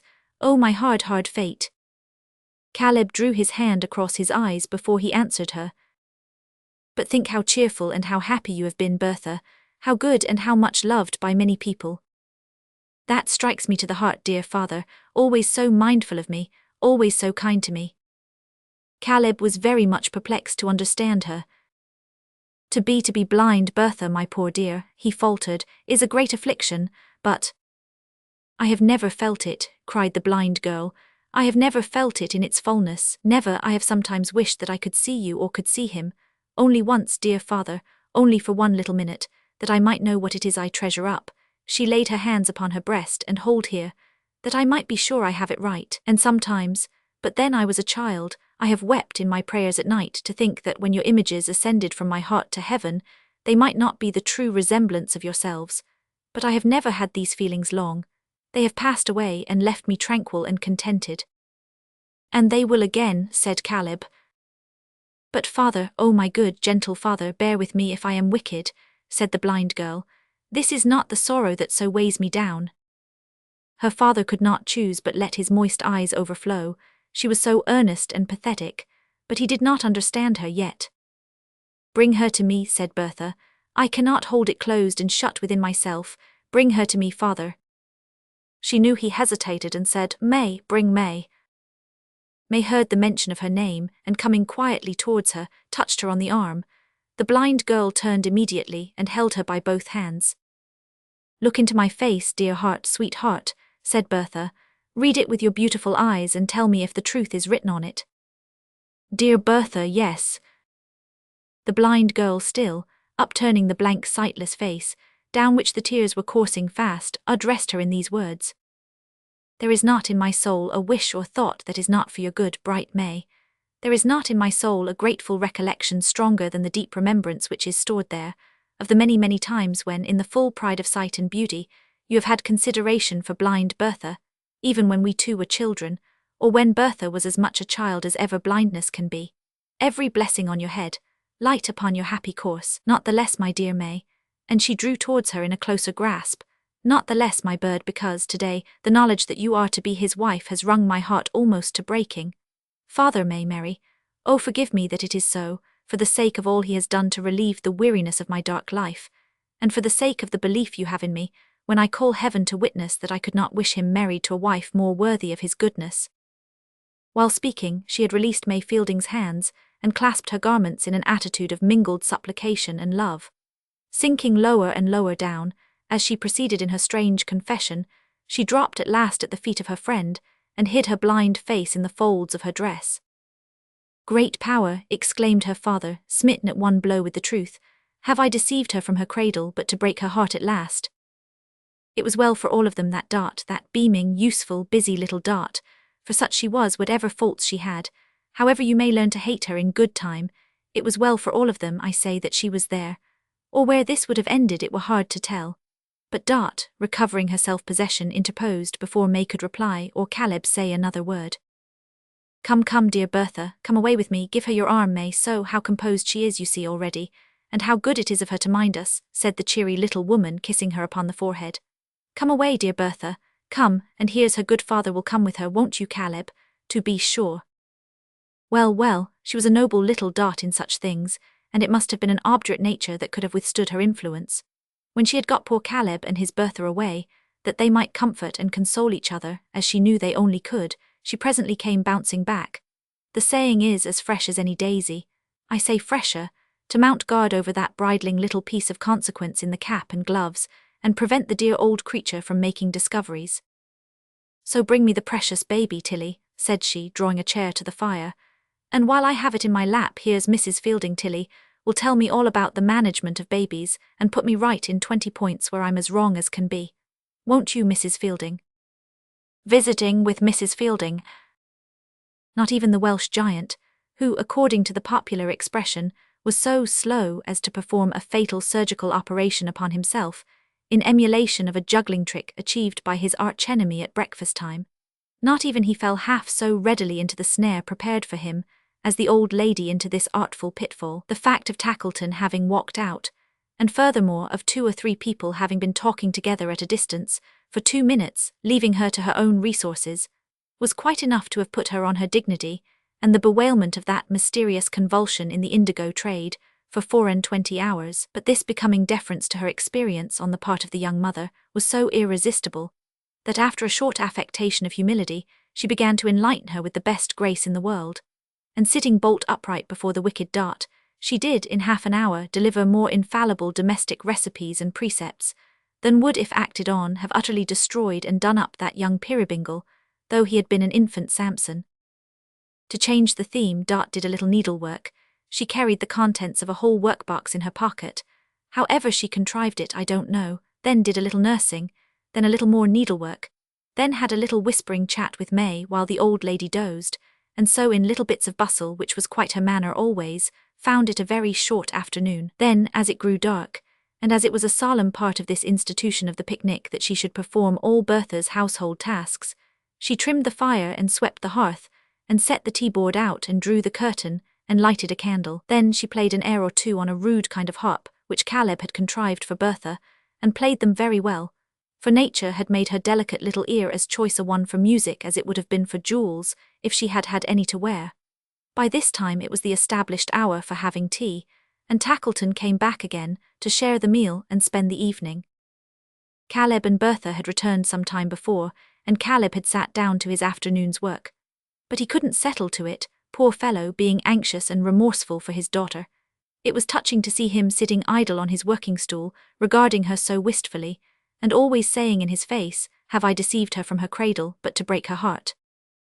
When it was night and tea was done, and Dart had nothing more to do in washing up the cups and saucers, in a word, for I must come to it and there is no use in putting it off, when the time drew nigh for expecting the carrier's return in every sound of distant wheels, her manner changed again, her colour came and went, and she was very restless, not as good wives are when listening for their husbands. No, no, no, it was another sort of restlessness from that. Wheels heard, a horse's feet, the barking of a dog, the gradual approach of all the sounds, the scratching paw of Boxer at the door. "Whose step is that?" cried Bertha, starting up. "Whose step?" returned the carrier, standing in the portal with his brown face ruddy as a winter berry from the keen night air. "Why, mine." "The other step," said Bertha, "the man's tread behind you." "She is not to be deceived," observed the carrier, laughing. "Come along, sir, you'll be welcome, never fear." He spoke in a loud tone, and as he spoke the deaf old gentleman entered. "He's not so much a stranger that you haven't seen him once, Caleb," said the carrier. "You'll give him house room till we go?" "Oh, surely, John, and take it as an honour." "He's the best company on earth to talk secrets in," said John. "I have reasonable good lungs, but he tries 'em, I can tell you. Sit down, sir, all friends here and glad to see you." When he had imparted this assurance in a voice that amply corroborated what he had said about his lungs, he added in his natural tone, "A chair in the chimney corner, and leave to sit quite silent and look pleasantly about him, is all he cares for. He's easily pleased." Bertha had been listening intently. She called Caleb to her side when he had set the chair, and asked him in a low voice to describe their visitor. When he had done so truly now, with scrupulous fidelity, she moved for the first time since he had come in, and sighed, and seemed to have no further interest concerning him. The carrier was in high spirits, good fellow that he was, and fonder of his little wife than ever. A clumsy dart she was this afternoon, he said, encircling her with his rough arm as she stood removed from the rest, and yet I like her somehow. See yonder dart. He pointed to the old man. She looked down, I think she trembled. He's he's full of admiration for you, said the carrier. Talked of nothing else the whole way here. Why, he's a brave old boy, I like him for it. I wish he had had a better subject, John, she said with an uneasy glance about the room, at Tackleton especially. A better subject, cried the jovial John. There's no such thing. Come, off with the greatcoat, off with the thick shawl, off with the heavy wrappers, and a cosy half-hour by the fire, my humble service, mistress, a game at cribbage, you and I, that's hearty, the cards and board dart, and a glass of beer here if there's any left, small wife. His challenge was addressed to the old lady, who, accepting it with gracious readiness, they were soon engaged upon the game. At first the carrier looked about him sometimes, with a smile or now, and then called Dart to peep over his shoulder at his hand, and advise him on some knotty point, but his adversary being a rigid disciplinarian, and subject to an occasional weakness in respect of pegging more than she was entitled to, required such vigilance on his part, as left him neither eyes nor ears to spare. Thus his whole attention gradually became absorbed upon the cards, and he thought of nothing else, until a hand upon his shoulder restored him to a consciousness of Tackleton. I am sorry to disturb you, but a word directly. I'm going to deal, returned the carrier. It's a crisis. It is, said Tackleton. Come here, man. There was that in his pale face which made the other rise immediately, and ask him in a hurry what the matter was. Hush, John Peerybingle, said Tackleton. I am sorry for this, I am indeed. I have been afraid of it. I have suspected it from the first. What is it? Asked the carrier with a frightened aspect. Hush, I'll show you if you'll come with me. The carrier accompanied him without another word. They went across a yard where the stars were shining, and by a little side door into Tackleton's own counting-house, where there was a glass window commanding the ware-room, which was closed for the night. There was no light in the counting-house itself, but there were lamps in the long, narrow ware-room, and consequently the window was bright. A moment, said Tackleton. Can you bear to look through that window, do you think? Why not, returned the carrier. A moment more, said Tackleton. Don't commit any violence, it's of no use, it's dangerous too. You're a strong-made man, and you might do murder before you know it. The carrier looked him in the face, and recalled a step as if he had been struck. In one stride he was at the window, and he saw. O shadow on the hearth, O truthful cricket, O perfidious wife. He saw her with the old man, old no longer, but erect and gallant, bearing in his hand the false white hair that had won his way into their desolate and miserable home. He saw her listening to him, as he bent his head to whisper in her ear, and suffering him to clasp her round the waist, as they moved slowly down the dim wooden gallery towards the door by which they had entered it. He saw them stop and saw her turn, to have the face he loved so presented to his view, and saw her with her own hands adjust the lie upon his head, laughing as she did it at his unsuspicious nature. He clenched his strong right hand at first, as if it would have beaten down a lion, but opening it immediately again, he spread it out before the eyes of Tackleton, for he was tender of her even then, and so, as they passed out, fell down upon a desk, and was as weak as any infant. He was wrapped up to the chin, and busy with his horse and parcels when she came into the room, prepared for going home. Now, John, dear, good night, May, good night, Bertha. Could she kiss them? Could she be blithe and cheerful in her parting? Could she venture to reveal her face to them without a blush? Yes, Tackleton observed her closely, and she did all this. Tilly was hushing the baby, and she crossed and recrossed Tackleton a dozen times, repeating drowsily. Did the knowledge that it was to be its wife's, then, wring its hearts almost to breaking, and did its fathers deceive it from its cradles but to break its hearts at last? Now, Tilly, give me the baby. Good night, Mr. Tackleton, where's John, for goodness sake? He's going to walk beside the horse's head, said Tackleton, who helped her to her seat. My dear John, walk tonight. The muffled figure of her husband made a hasty sign in the affirmative, and the false stranger and the little nurse being in their places, the old horse moved off. Boxer, the unconscious boxer, running on before, running back, running round and round the cart, and barking as triumphantly and merrily as ever.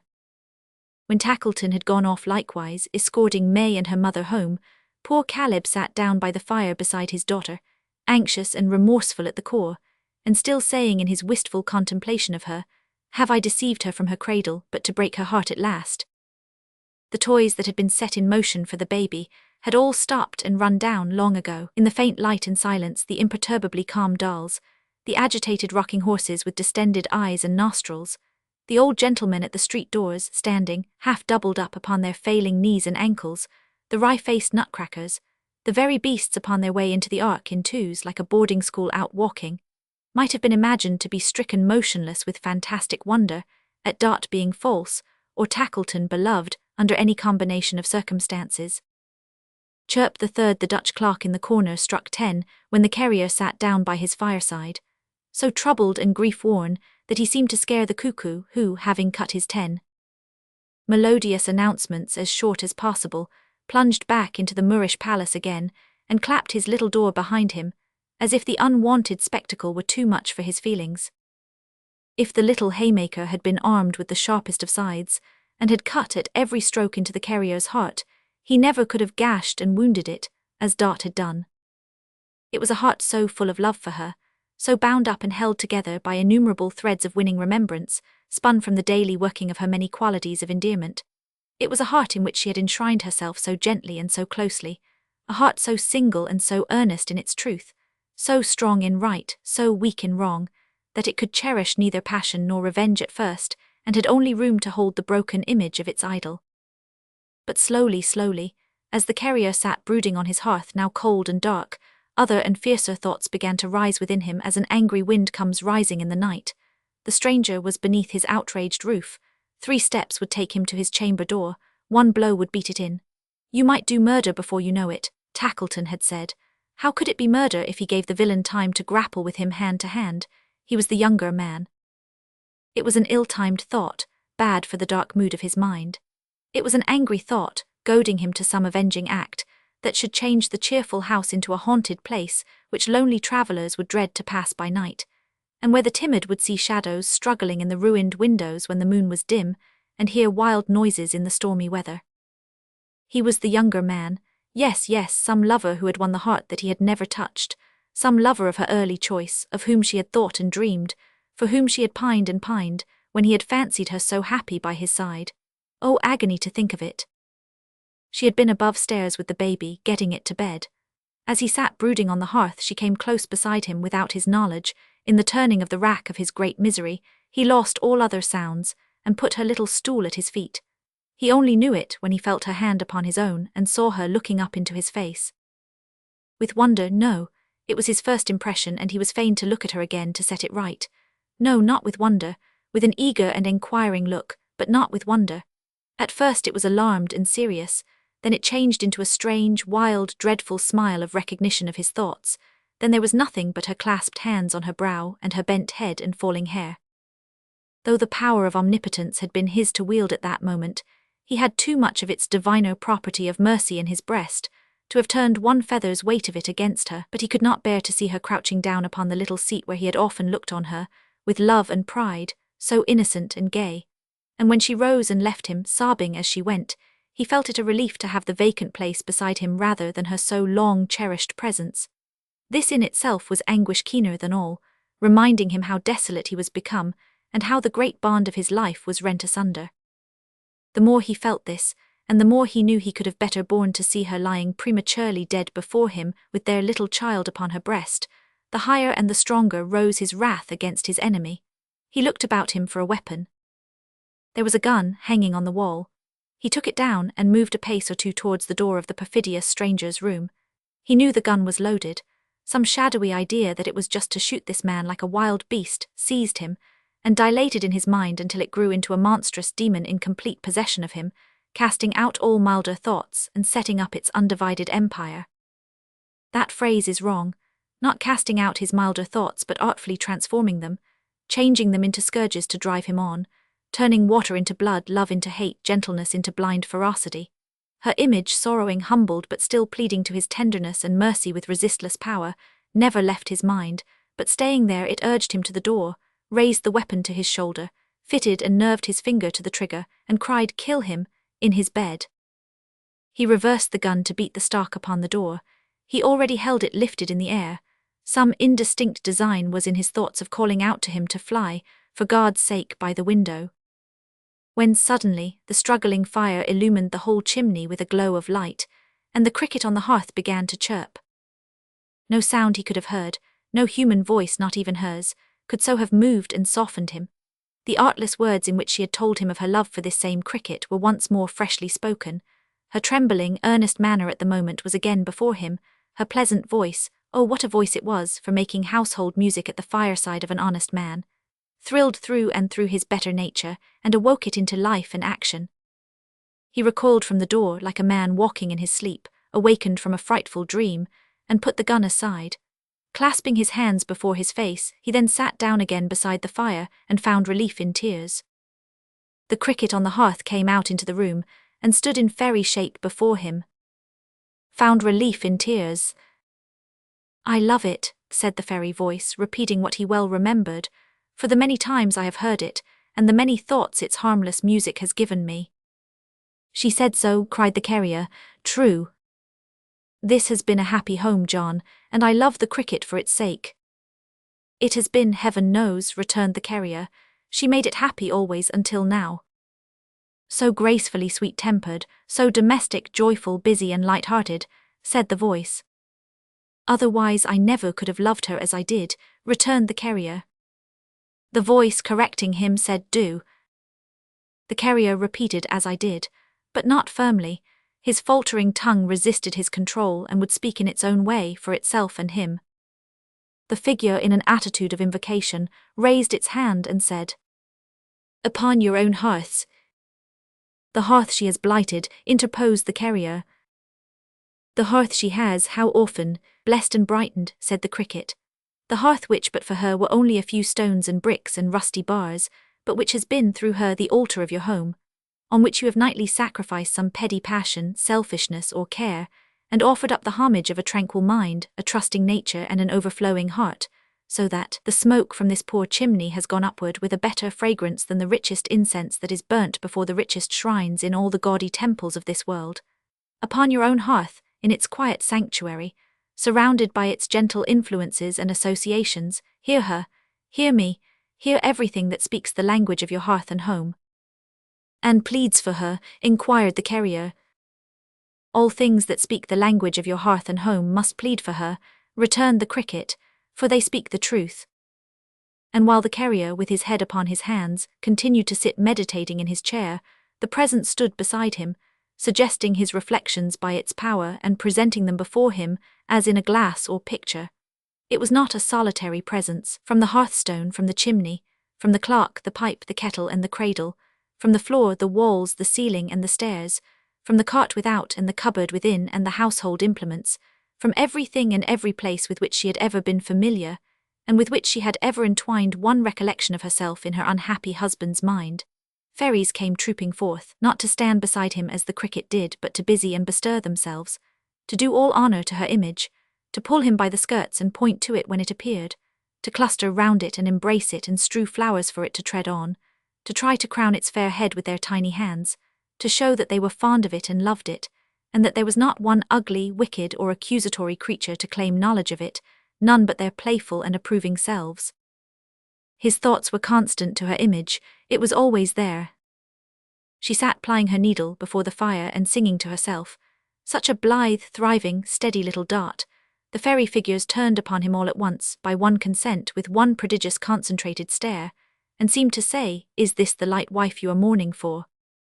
There were sounds of gaiety outside, musical instruments and noisy tongues and laughter. A crowd of young merry-makers came pouring in, among whom were May Fielding and a score of pretty girls. Dot was the fairest of them all, as young as any of them too. They came to summon her to join their party. It was a dance.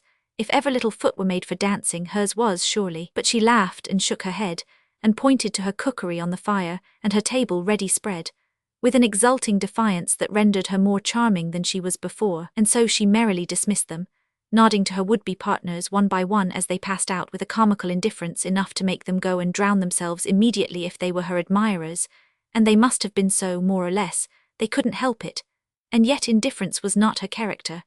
Oh no, for presently there came a certain carrier to the door, and bless her, what a welcome she bestowed upon him. Again the staring figures turned upon him all at once, and seemed to say, "Is this the wife who has forsaken you?" A shadow fell upon the mirror or the picture, call it what you will, a great shadow of the stranger as he first stood underneath their roof, covering its surface and blotting out all other objects. But the nimble fairies worked like bees to clear it off again, and Dot again was there, still bright and beautiful, rocking her little baby in its cradle, singing to it softly, and resting her head upon a shoulder which had its counterpart in the musing figure by which the fairy cricket stood. The night, I mean the real night, not going by fairy clocks, was wearing now, and in this stage of the carrier's thoughts the moon burst out and shone brightly in the sky. Perhaps some calm and quiet light had risen also in his mind, and he could think more soberly of what had happened. Although the shadow of the stranger fell at intervals upon the glass, always distinct and big and thoroughly defined, it never fell so darkly as at first. Whenever it appeared, the fairies uttered a general cry of consternation, and plied their little arms and legs with inconceivable activity to rub it out. And whenever they got at Dot again, and showed her to him once more, bright and beautiful, they cheered in the most inspiring manner. They never showed her otherwise than beautiful and bright, for they were household spirits to whom falsehood is annihilation, and being so, what Dot was there for them, but the one active, beaming, pleasant little creature who had been the light and sun of the carrier's home. The fairies were prodigiously excited when they showed her, with the baby gossiping among a knot of sage old matrons, and affecting to be wondrous old and matronly herself, and leaning in a staid, demure old way upon her husband's arm, attempting, she, such a bud of a little woman, to convey the idea of having abjured the vanities of the world in general, and of being the sort of person to whom it was no novelty at all to be a mother. Yet in the same breath they showed her, laughing at the carrier for being awkward, and pulling up his shirt collar to make him smart, and mincing merrily about that very room to teach him how to dance. They turned and stared immensely at him when they showed her with the blind girl, for though she carried cheerfulness and animation with her, wheresoever she went, she bore those influences into Caleb Plummer's home, heaped up and running over the blind girl's love for her, and trust in her and gratitude to her, her own good busy way of setting Bertha's thanks aside, her dexterous little arts for filling up each moment of the visit in doing something useful to the house, and really working hard while feigning to make holiday, her bountiful provision of those standing delicacies, the veal and ham pie and the bottles of beer, her radiant little face arriving at the door and, taking leave, the wonderful expression in her whole self from her neat foot to the crown of her head of being a part of the establishment, a something necessary to it which it couldn't be without. All this the fairies revelled in and loved her for. And once again they looked upon him all at once appealingly, and seemed to say, while some among them nestled in her dress and fondled her, "Is this the wife who has betrayed your confidence?" More than once or twice or thrice in the long thoughtful night, they showed her to him sitting on her favourite seat with her bent head, her hands clasped on her brow, her falling hair, as he had seen her last, and when they found her thus they neither turned nor looked upon him, but gathered close round her, and comforted and kissed her, and pressed on one another to show sympathy and kindness to her, and forgot him altogether. Thus the night passed, the moon went down, the stars grew pale, the cold day broke, the sun rose, the carrier still sat musing in the chimney corner. He had sat there with his head upon his hands all night the faithful cricket had been chirping on the hearth, all night he had listened to its voice, all night the household fairies had been busy with him, all night she had been amiable and blameless in the glass, except when that one shadow fell upon it. He rose up when it was broad day and washed and dressed himself. He couldn't go about his customary cheerful avocations, he wanted spirit for them, but it mattered the less that it was Tackleton's wedding day, and he had arranged to make his rounds by proxy. He had thought to have gone merrily to church with Dot, but such plans were at an end. It was their own wedding day too. Ah, how little he had looked for such a close to such a year. The carrier expected that Tackleton would pay him an early visit, and he was right. He had not walked to and fro before his own door many minutes when he saw the toy merchant coming in his chaise along the road. As the chaise drew nearer, he perceived that Tackleton was dressed out sprucely for his marriage, and had decorated his horse's head with flowers and favours. The horse looked much more like a bridegroom than Tackleton, whose half-closed eye was more disagreeably expressive than ever, but the carrier took little heed of this. His thoughts had other occupation. "John Peerybingle," said Tackleton with an air of condolence, "my good fellow, how do you find yourself this morning?" "I have had but a poor night, Master Tackleton," returned the carrier, shaking his head, "for I have been a good deal disturbed in my mind, but it's over now. Can you spare me half an hour or so for some private talk?" "I came on purpose," returned Tackleton, alighting. "Never mind the horse. He'll stand quiet enough with the reins over this post if you'll give him a mouthful of hay." The carrier having brought it from his stable and set it before him, they turned into the house. "You are not married before noon," he said, "I think." "No," answered Tackleton, "plenty of time, plenty of time."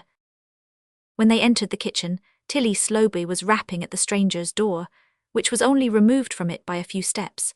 One of her very red eyes, for Tilly had been crying all night long because her mistress cried, was at the keyhole, and she was knocking very loud, and seemed frightened. "If you please, I can't make nobody here," said Tilly, looking round. "I hope nobody ain't gone and been and died, if you please." This philanthropic wish Miss Slowboy emphasized with various new raps and kicks at the door, which led to no result whatever. "Shall I go?" said Tackleton. "It's curious." The carrier, who had turned his face from the door, signed to him to go if he would. So Tackleton went to Tilly Slowboy's relief, and he too kicked and knocked, and he too failed to get the least reply. But he thought of trying the handle of the door, and as it opened easily he peeped in, looked in, went in, and soon came running out again. "John Peerybingle," said Tackleton in his ear, "I hope there has been nothing rash in the night." The carrier turned upon him quickly. "Because he's gone," said Tackleton, "and the window's open. I don't see any marks, to be sure it's almost on a level with the garden, but I was afraid there might have been some scuffle. Eh?" He nearly shut up the expressive eye altogether, he looked at him so hard, and he gave his eye and his face and his whole person a sharp twist, as if he would have screwed the truth out of him. "Make yourself easy," said the carrier. "He went into that room last night without harm in word or deed from me, and no one has entered it since. He is away of his own free will. I'd go out gladly at that door and beg my bread from house to house for life if I could so change the past that he had never come. But he has come and gone, and I have done with him." "Oh, well, I think he has got off pretty easily," said Tackleton, taking a chair. The sneer was lost upon the carrier, who sat down too, and shaded his face with his hand for some little time before proceeding. "You showed me last night," he said at length, my wife that I love secretly."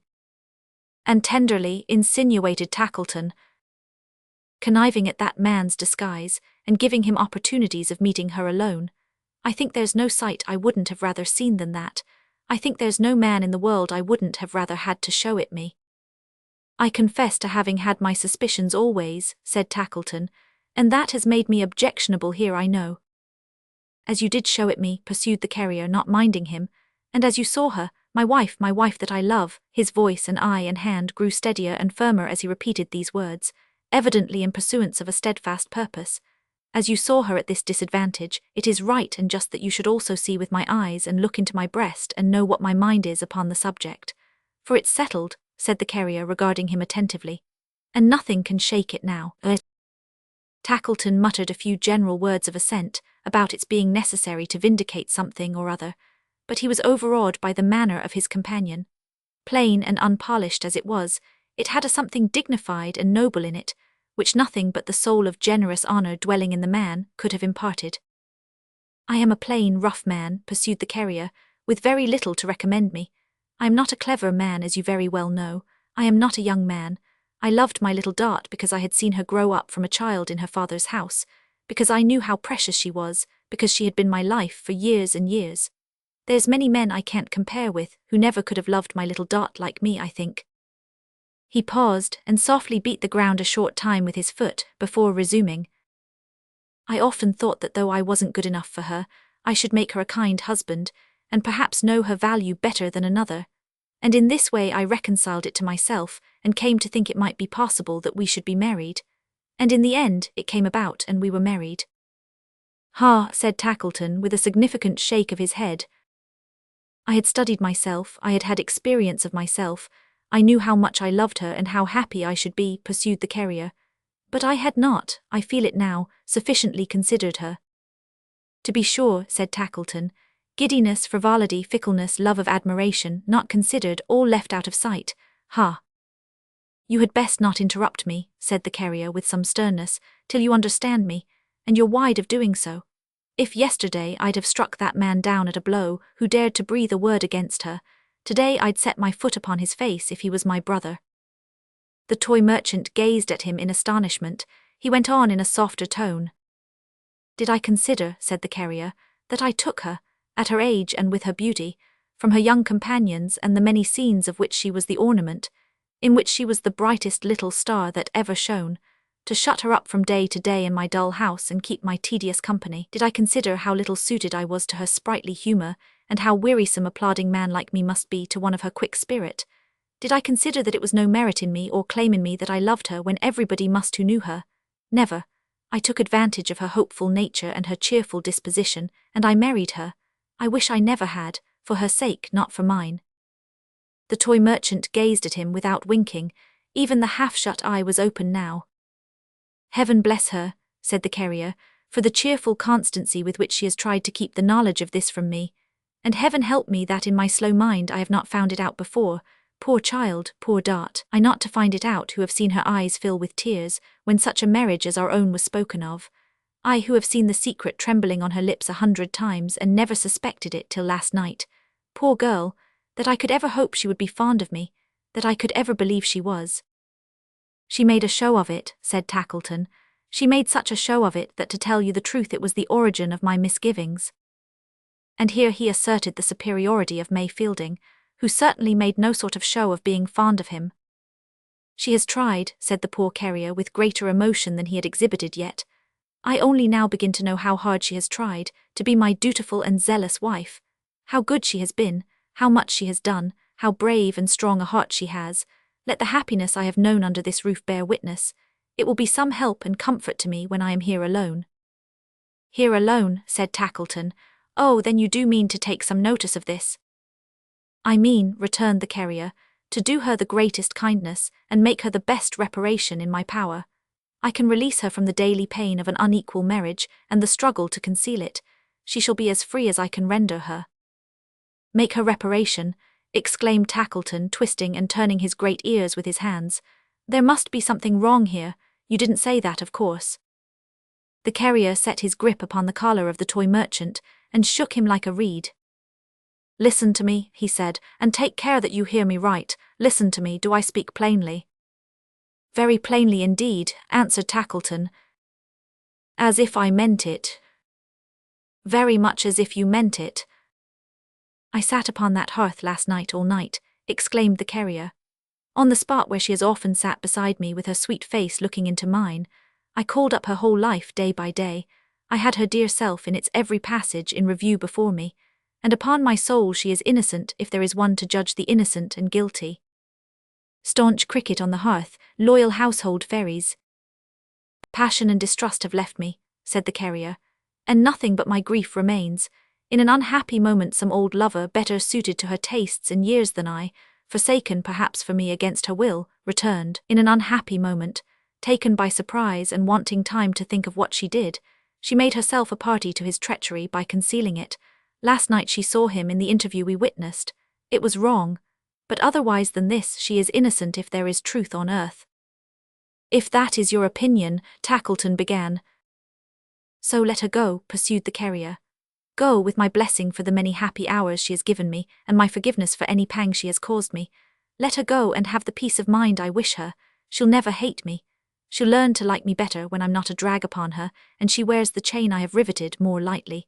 This is the day on which I took her, with so little thought for her enjoyment from her home. Today she shall return to it, and I will trouble her no more. Her father and mother will be here today. We had made a little plan for keeping it together, and they shall take her home. I can trust her there or anywhere. She leaves me without blame, and she will live so I am sure. If I should die, I may perhaps while she is still young. I have lost some courage in a few hours. She'll find that I remembered her and loved her to the last. This is the end of what you showed me. Now it's over. Oh no, John, not over. Do not say it's over yet, not quite yet. I have heard your noble words. I could not steal away, pretending to be ignorant of what has affected me with such deep gratitude. Do not say it's over, till the clock has struck again. She had entered shortly after Tackleton and had remained there.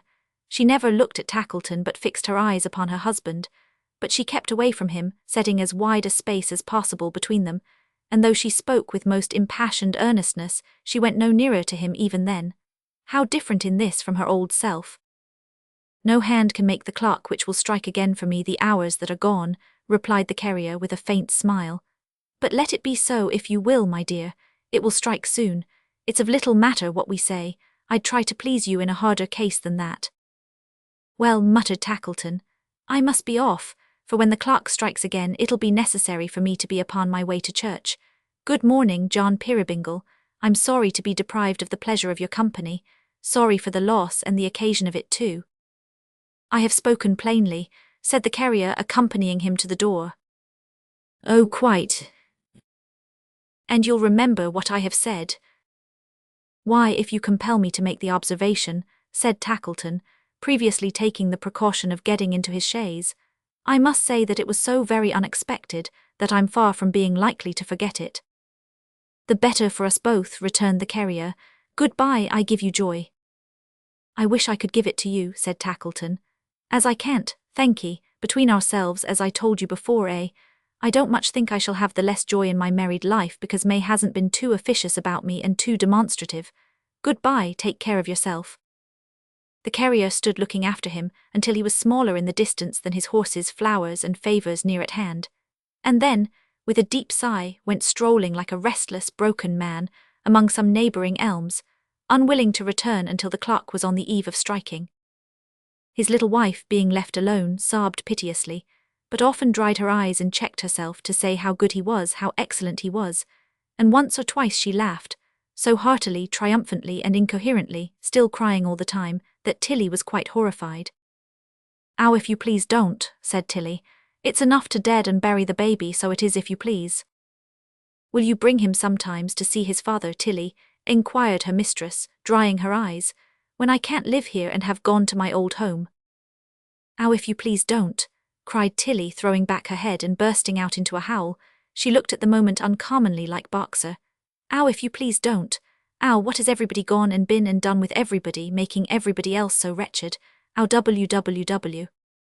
The soft-hearted slowboy trailed off at this juncture into such a deplorable howl, the more tremendous from its long suppression, that she must infallibly have awakened the baby and frightened him into something serious, probably convulsions, if her eyes had not encountered Caleb Plummer leading in his daughter. This spectacle restoring her to a sense of the proprieties, she stood for some few moments silent, with her mouth wide open, and then, posting off to the bed on which the baby lay asleep, danced in a weird St. Vitus manner on the floor, and at the same time rummaged with her face and head among the bedclothes, apparently deriving much relief from those extraordinary operations. "Mary," said Bertha, "not at the marriage." "I told her you would not be there, Mum," whispered Caleb. "I heard as much last night. But bless you," said the little man, taking her tenderly by both hands, "I don't care for what they say, I don't believe them. There ain't much of me, but that little should be torn to pieces sooner than I'd trust a word against you." He put his arms about her neck and hugged her, as a child might have hugged one of his own dolls. "Bertha couldn't stay at home this morning," said Caleb. "She was afraid, I know, to hear the bells ring, and couldn't trust herself to be so near them on their wedding day, so we started in good time and came here. I have been thinking of what I have done," said Caleb after a moment's pause. "I have been blaming myself, till I hardly knew what to do or where to turn, for the distress of mind I have caused her, and I've come to the conclusion that I'd better, if you'll stay with me, Mum, the while, tell her the truth." "You'll stay with me the while?" he inquired, trembling from head to foot. "I don't know what effect it may have upon her, I don't know what she'll think of me, I don't know that she'll ever care for her poor father afterwards, but it's best for her that she should be undeceived, and I must bear the consequences as I deserve." "Mary," said Bertha, "where is your hand? Ah, here it is, pressing it to her lips with a smile and drawing it through her arm. "I heard them speaking softly among themselves last night of some blame against you. They were wrong." The carrier's wife was silent. Caleb answered for her. "They were wronged," he said. "I knew it," cried Bertha proudly. "I told them so. I scorned to hear a word blame her with justice." She pressed the hand between her own and the soft cheek against her face. "No, I am not so blind as that." Her father went on one side of her, while Dot remained upon the other, holding her hand. I know you all, said Bertha, better than you think, but none so well as her, not even you, father. There is nothing half so real and so true about me as she is. If I could be restored to sight this instant and not a word were spoken, I could choose her from a crowd, my sister. Bertha, my dear, said Caleb, I have something on my mind I want to tell you while we three are alone. Hear me kindly, I have a confession to make to you, my darling. A confession, father. I have wandered from the truth and lost myself, my child, said Caleb, with a pitiable expression in his bewildered face. I have wandered from the truth, intending to be kind to you, and have been cruel. She turned her wonder-stricken face towards him and repeated, cruel. He accuses himself too strongly, Bertha, said Dot. You'll say so presently, you'll be the first to tell him so. He cruel to me, cried Bertha with a smile of incredulity. Not meaning it, my child, said Caleb, but I have been, though I never suspected it till yesterday. My dear blind daughter, hear me and forgive me. The world you live in, heart of mine, doesn't exist as I have represented it. The eyes you have trusted in have been false to you. She turned her wonder-stricken face towards him still, but drew back and clung closer to her friend. Your road in life was rough, my poor one, said Caleb, and I meant to smooth it for you. I have altered objects, changed the characters of people, invented many things that never have been to make you happier. I have had concealments from you, put deceptions on you, God forgive me, and surrounded you with fancies. But living people are not fancies, she said hurriedly and turning very pale and still retiring from him. You can't change them. I have done so, Bertha, pleaded Caleb. There is one person that you know, my dove. Oh, father, why do you say I know? She answered in a tone of keen reproach. What and whom do I know, I who have no leader, I so miserably blind? In the anguish of her heart, she stretched out her hands, as if she were groping her way, then spread them, in a manner most forlorn and sad, upon her face. The marriage that takes place today, said Caleb, is with a stern, sordid, grinding man, a hard master to you and me, my dear, for many years, ugly in his looks and in his nature, cold and callous always, unlike what I have painted him to you in everything, my child, in everything. Oh, why, cried the blind girl, tortured as it seemed almost beyond endurance, why did you ever do this? Why did you ever fill my heart so full, and then come in like death and tear away the objects of my love? Oh heaven, how blind I am, how helpless and alone. Her afflicted father hung his head, and offered no reply but in his penitence and sorrow. She had been but a short time in this passion of regret, when the cricket on the hearth, unheard by all but her, began to chirp. Not merrily, but in a low, faint, sorrowing way.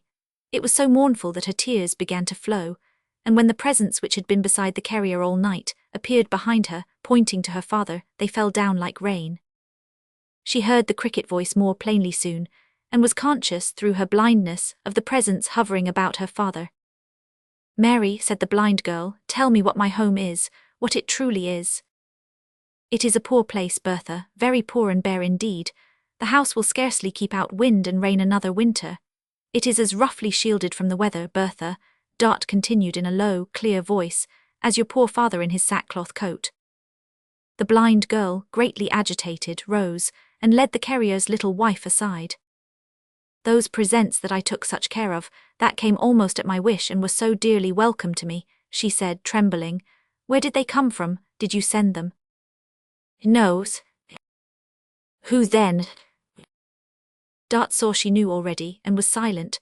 The blind girl spread her hands before her face again, but in quite another manner now. Dear Mary, a moment, one moment, more this way, speak softly to me. You are true, I know, you'd not deceive me now, would you? No, Bertha, indeed.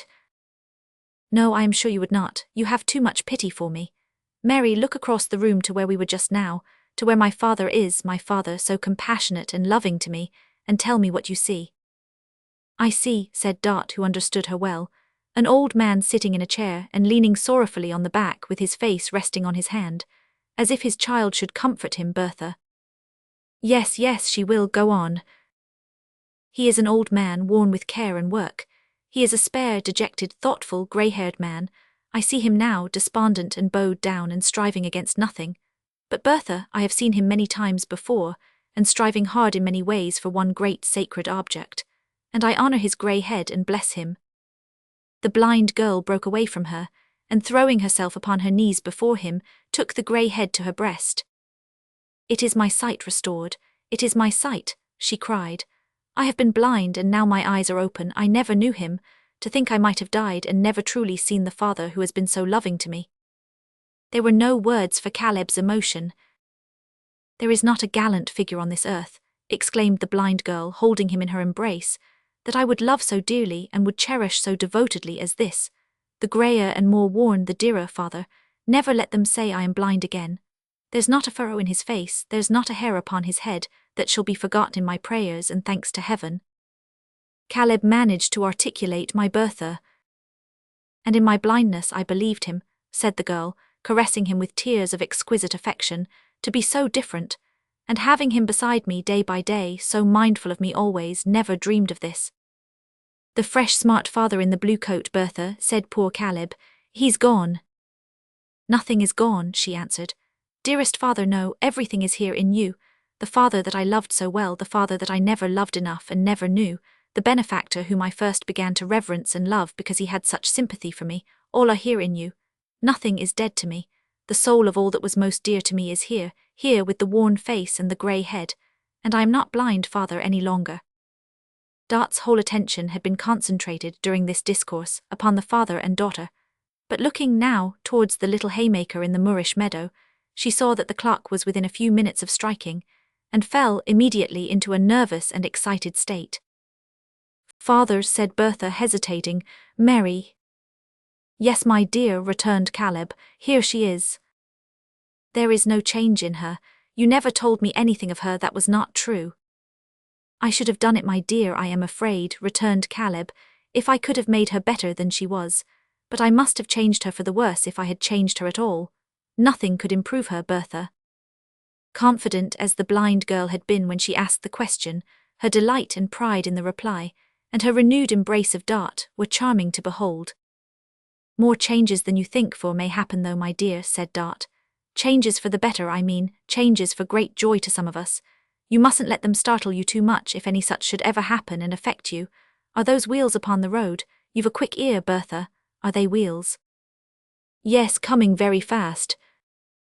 I know you have a quick ear," said Dot, placing her hand upon her heart, and evidently talking on as fast as she could to hide its palpitating state, "because I have noticed it often, and because you were so quick to find out that strange step last night, though why you should have said, as I very well recollect you did say, Bertha, 'Whose step is that?'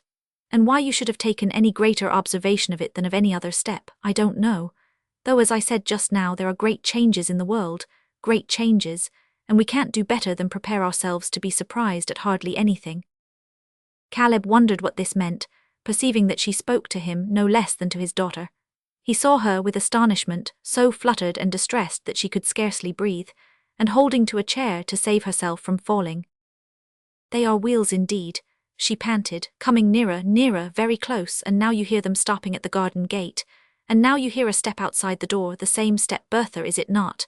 And now—" She uttered a wild cry of uncontrollable delight, and running up to Caleb put her hands upon his eyes, as a young man rushed into the room, and flinging away his hat into the air, came sweeping down upon them. "Is it over?" cried Dot. "Yes. Happily over. Yes." "Do you recollect the voice, dear Caleb? Did you ever hear the like of it before?" cried Dot. "If my boy in the golden South Americas was alive," said Caleb, trembling. "He is alive," shrieked Dot, removing her hands from his eyes and clapping them in ecstasy. "Look at him. See where he stands before you, healthy and strong, your own dear son, your own dear living, loving brother, Bertha." All honour to the little creature for her transports. All honour to her tears and laughter when the three were locked in one another's arms. All honour to the heartiness with which she met the sunburnt sailor fellow, with his dark streaming hair, half-way, and never turned her rosy little mouth aside, but suffered him to kiss it freely and to press her to his bounding heart. And honour to the cuckoo too, why not? For bursting out of the trapdoor in the Moorish palace like a housebreaker, and hiccuping 12 times on the assembled company, as if he had got drunk for joy. The carrier, entering, started back, and well he might, to find himself in such good company. "Look, John," said Caleb exultingly, Look here, my own boy from the golden South Americas, my own son, him that you fitted out and sent away yourself, him that you were always such a friend to." The carrier advanced to seize him by the hand, but recoiling as some feature in his face awakened a remembrance of the deaf man in the cart, said, "Edward, was it you?" "Now tell him all," cried Dart. "Tell him all, Edward, and don't spare me, for nothing shall make me spare myself in his eyes ever again." "I was the man," said Edward. "And could you steal disguised into the house of your old friend?" rejoined the carrier. "There was a Frank boy once. How many years is it, Caleb, since we heard that he was dead and had it proved, we thought? Who never would have done that?" "There was a generous friend of mine once, more a father to me than a friend," said Edward, "who never would have judged me or any other man unheard. You were he, so I am certain you will hear me now." The carrier, with a troubled glance at Dart, who still kept far away from him, replied, "Well, that's but fair, I will." "You must know that when I left here a boy," said Edward, "I was in love, and my love was returned. She was a very young girl who perhaps you may tell me didn't know her own mind, but I knew mine, and I had a passion for her." "You had," exclaimed the carrier, "you?" "Indeed I had," returned the other, "and she returned it. I have ever since believed she did, and now I am sure she did." "Heaven help me," said the carrier, "this is worse than all." "Constant to her," said Edward, "and returning full of hope after many hardships and perils to redeem my part of our old contract, I heard 20 miles away that she was false to me, that she had forgotten me, and had bestowed herself upon another and a richer man. I had no mind to reproach her, but I wished to see her and to prove beyond dispute that this was true.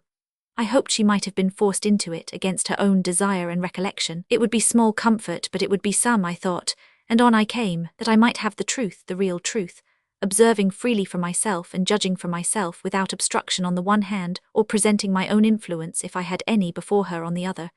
I dressed myself unlike myself, you know how, and waited on the road, you know where. You had no suspicion of me, neither had she, pointing to Dart, until I whispered in her ear at that fireside, and she so nearly betrayed me."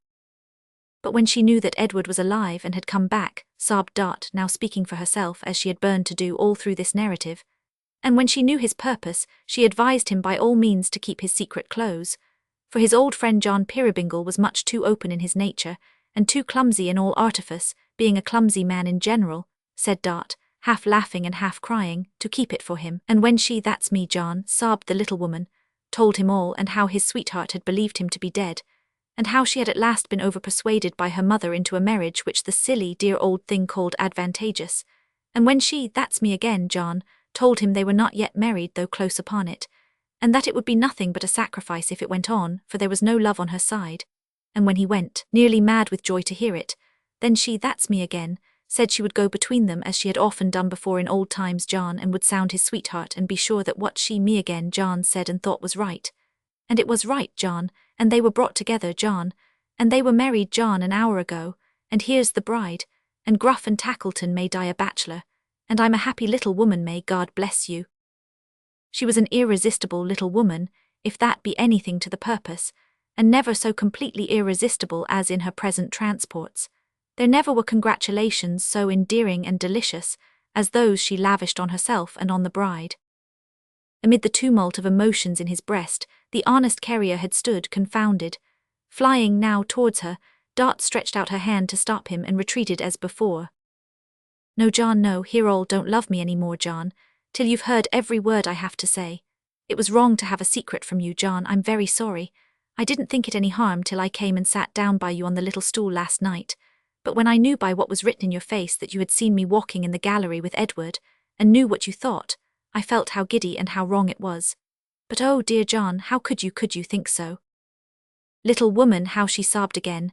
John Peerybingle would have caught her in his arms, but no, she wouldn't let him. "Don't love me yet, please, John, not for a long time yet. When I was sad about this intended marriage, dear, it was because I remembered May and Edward such young lovers, and knew that her heart was far away from Tackleton. You believe that now, don't you, John?" John was going to make another rush at this appeal, but she stopped him again. "No, keep there, please, John.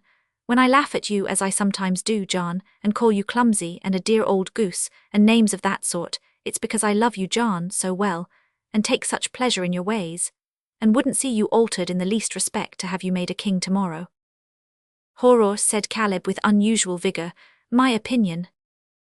And when I speak of people being middle-aged, and steady, John, and pretend that we are a humdrum couple, going on in a jog-trot sort of way, it's only because I'm such a silly little thing, John, that I like sometimes to act a kind of play with baby and all that, and make believe. She saw that he was coming and stopped him again, but she was very nearly too late. No, don't love me for another minute or two, if you please, John. What I want most to tell you I have kept to the last.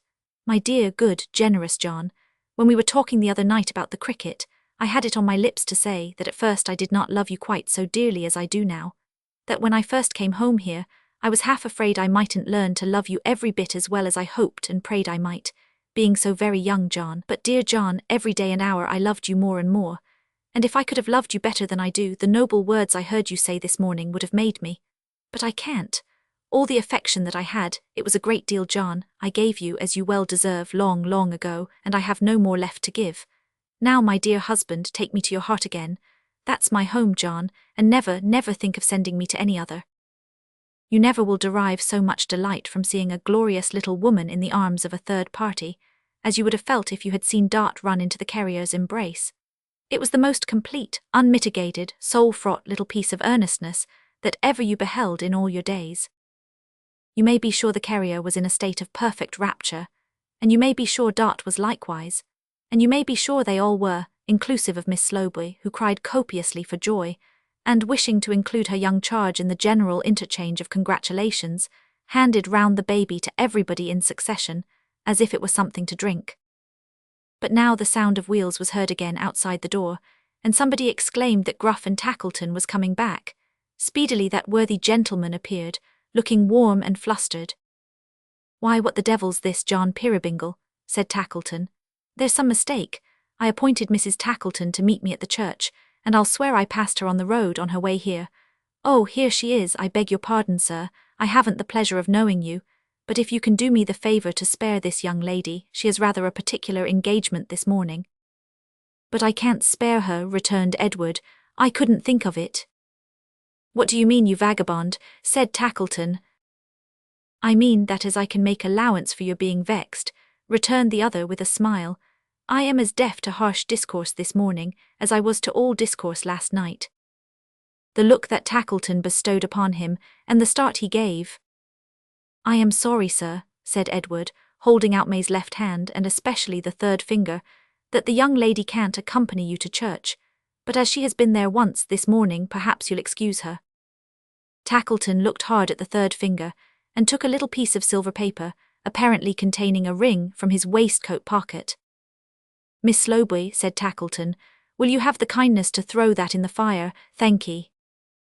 It was a previous engagement, quite an old engagement, that prevented my wife from keeping her appointment with you, I assure you, said Edward. Mr. Tackleton will do me the justice to acknowledge that I revealed it to him faithfully, and that I told him many times I never could forget it, said May, blushing. Oh, certainly, said Tackleton. Oh, to be sure, oh, it's all right, it's quite correct. Mrs. Edward Plummer, I infer. That's the name, returned the bridegroom.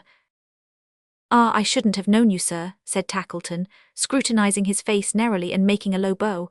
I give you joy, sir. Thankee.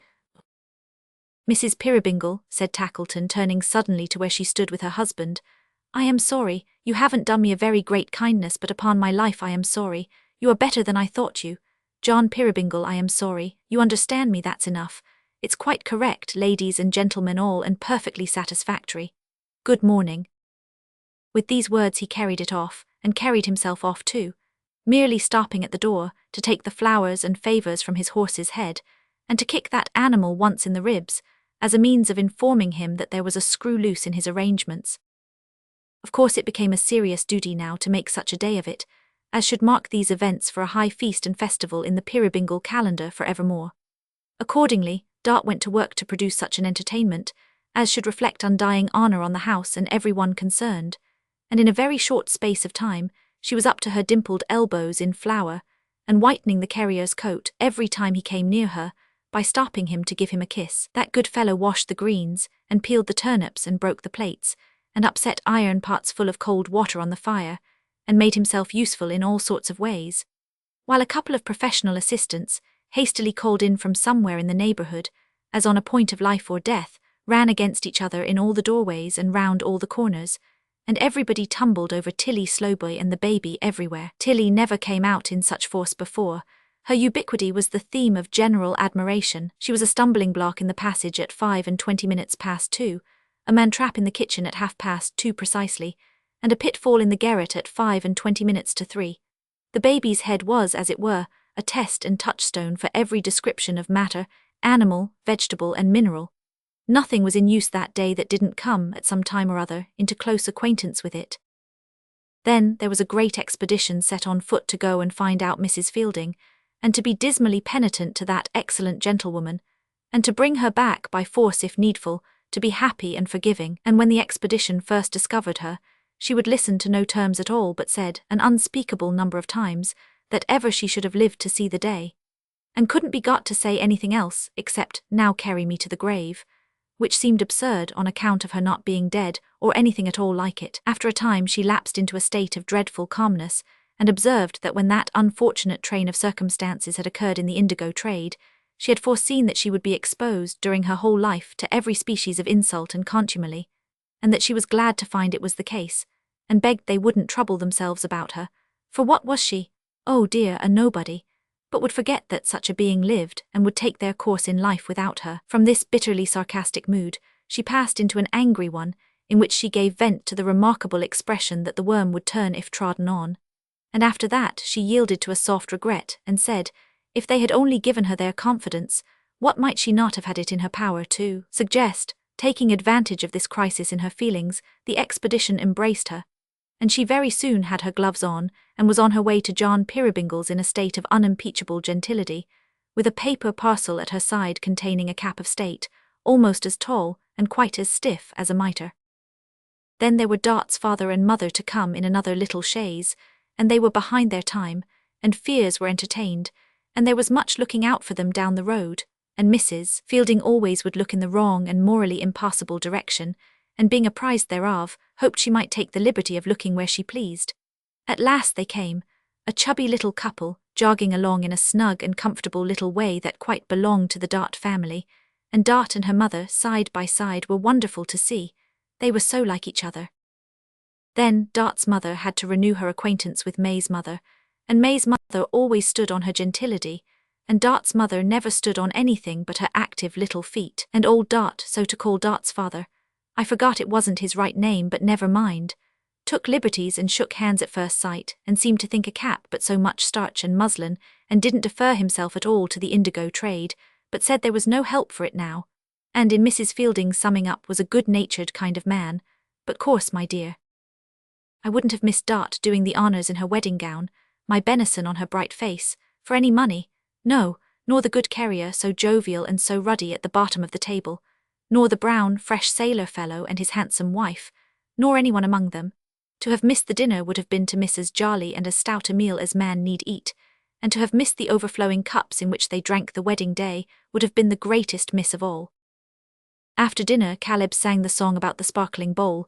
As I'm a living man, hoping to keep so for a year or two, he sang it through. And by the by, a most unlooked-for incident occurred, just as he finished the last verse. There was a tap at the door, and a man came staggering in without saying with your leave or by your leave, with something heavy on his head. Setting this down in the middle of the table, symmetrically in the centre of the nuts and apples, he said, Mr. Tackleton's compliments, and as he hasn't got no use for the cake himself, p'raps you'll eat it. And with those words he walked off. There was some surprise among the company, as you may imagine. Mrs. Fielding, being a lady of infinite discernment, suggested that the cake was poisoned, and related a narrative of a cake, which within her knowledge had turned a seminary for young ladies blue, but she was overruled by acclamation, and the cake was cut by May, with much ceremony and rejoicing. I don't think anyone had tasted it, when there came another tap at the door, and the same man appeared again, having under his arm a vast brown paper parcel. Mr. Tackleton's compliments, and he's sent a few toys for the babby. They ain't ugly. After the delivery of which expressions, he retired again. The whole party would have experienced great difficulty in finding words for their astonishment, even if they had had ample time to seek them. But they had none at all, for the messenger had scarcely shut the door behind him when there came another tap, and Tackleton himself walked in. "Mrs. Peerybingle," said the toy merchant, hat in hand. "I'm sorry, I'm more sorry than I was this morning. I have had time to think of it. John Peerybingle, I'm sour by disposition, but I can't help being sweetened more or less by coming face to face with such a man as you. Caleb, this unconscious little nurse gave me a broken hint last night of which I have found the thread. I blush to think how easily I might have bound you and your daughter to me, and what a miserable idiot I was when I took her for one. Friends, one and all, my house is very lonely tonight. I have not so much as a cricket on my hearth. I have scared them all away. Be gracious to me, let me join this happy party." He was at home in 5 minutes. You never saw such a fellow. What had he been doing with himself all his life, never to have known before his great capacity of being jovial? Or what had the fairies been doing with him to have effected such a change? "John, you won't send me home this evening, will you?" whispered Dot. He had been very near it, though. There wanted but one living creature to make the party complete, and in the twinkling of an eye there he was, very thirsty with hard running, and engaged in hopeless endeavours to squeeze his head into a narrow pitcher. He had gone with the cart to its journey's end, very much disgusted with the absence of his master, and stupendously rebellious to the deputy. After lingering about the stable for some little time, vainly attempting to incite the old horse to the mutinous act of returning on his own account, he had walked into the tap-room and laid himself down before the fire. But suddenly yielding to the conviction that the deputy was a humbug and must be abandoned, he had got up again, turned tail and come home. There was a dance in the evening, with which general mention of that recreation I should have left it alone if I had not some reason to suppose that it was quite an original dance, and one of a most uncommon figure. It was formed in an odd way, in this way. Edward, that sailor fellow, a good free dashing sort of fellow he was, had been telling them various marvels concerning parrots and mines and Mexicans and gold dust, when all at once he took it in his head to jump up from his seat and propose a dance. For Bertha's harp was there, and she had such a hand upon it as you seldom hear. Dot, sly little piece of affectation when she chose, said her dancing days were over, I think because the carrier was smoking his pipe, and she liked sitting by him best. Mrs. Fielding had no choice, of course, but to say her dancing days were over after that, and everybody said the same except May. May was ready. So May and Edward get up amid great applause to dance alone, and Bertha plays her liveliest tune. Well, if you'll believe me, they have not been dancing 5 minutes, when suddenly the carrier flings his pipe away, takes Dot round the waist, dashes out into the room and starts off with her toe and heel quite wonderfully. Tackleton no sooner sees this than he skims across to Mrs. Fielding, takes her round the waist and follows suit. Old Dot no sooner sees this than up he is, all alive, whisks off Mrs. Dot into the middle of the dance, and is the foremost there. Caleb no sooner sees this than he clutches Tilly Slowboy by both hands and goes off at score. Miss Slowboy, firm in the belief that diving hotly in among the other couples, and effecting any number of concussions with them, is your only principle of footing it. Hark, how the cricket joins the music with its chirp, chirp, chirp, and how the kettle hums. But what is this?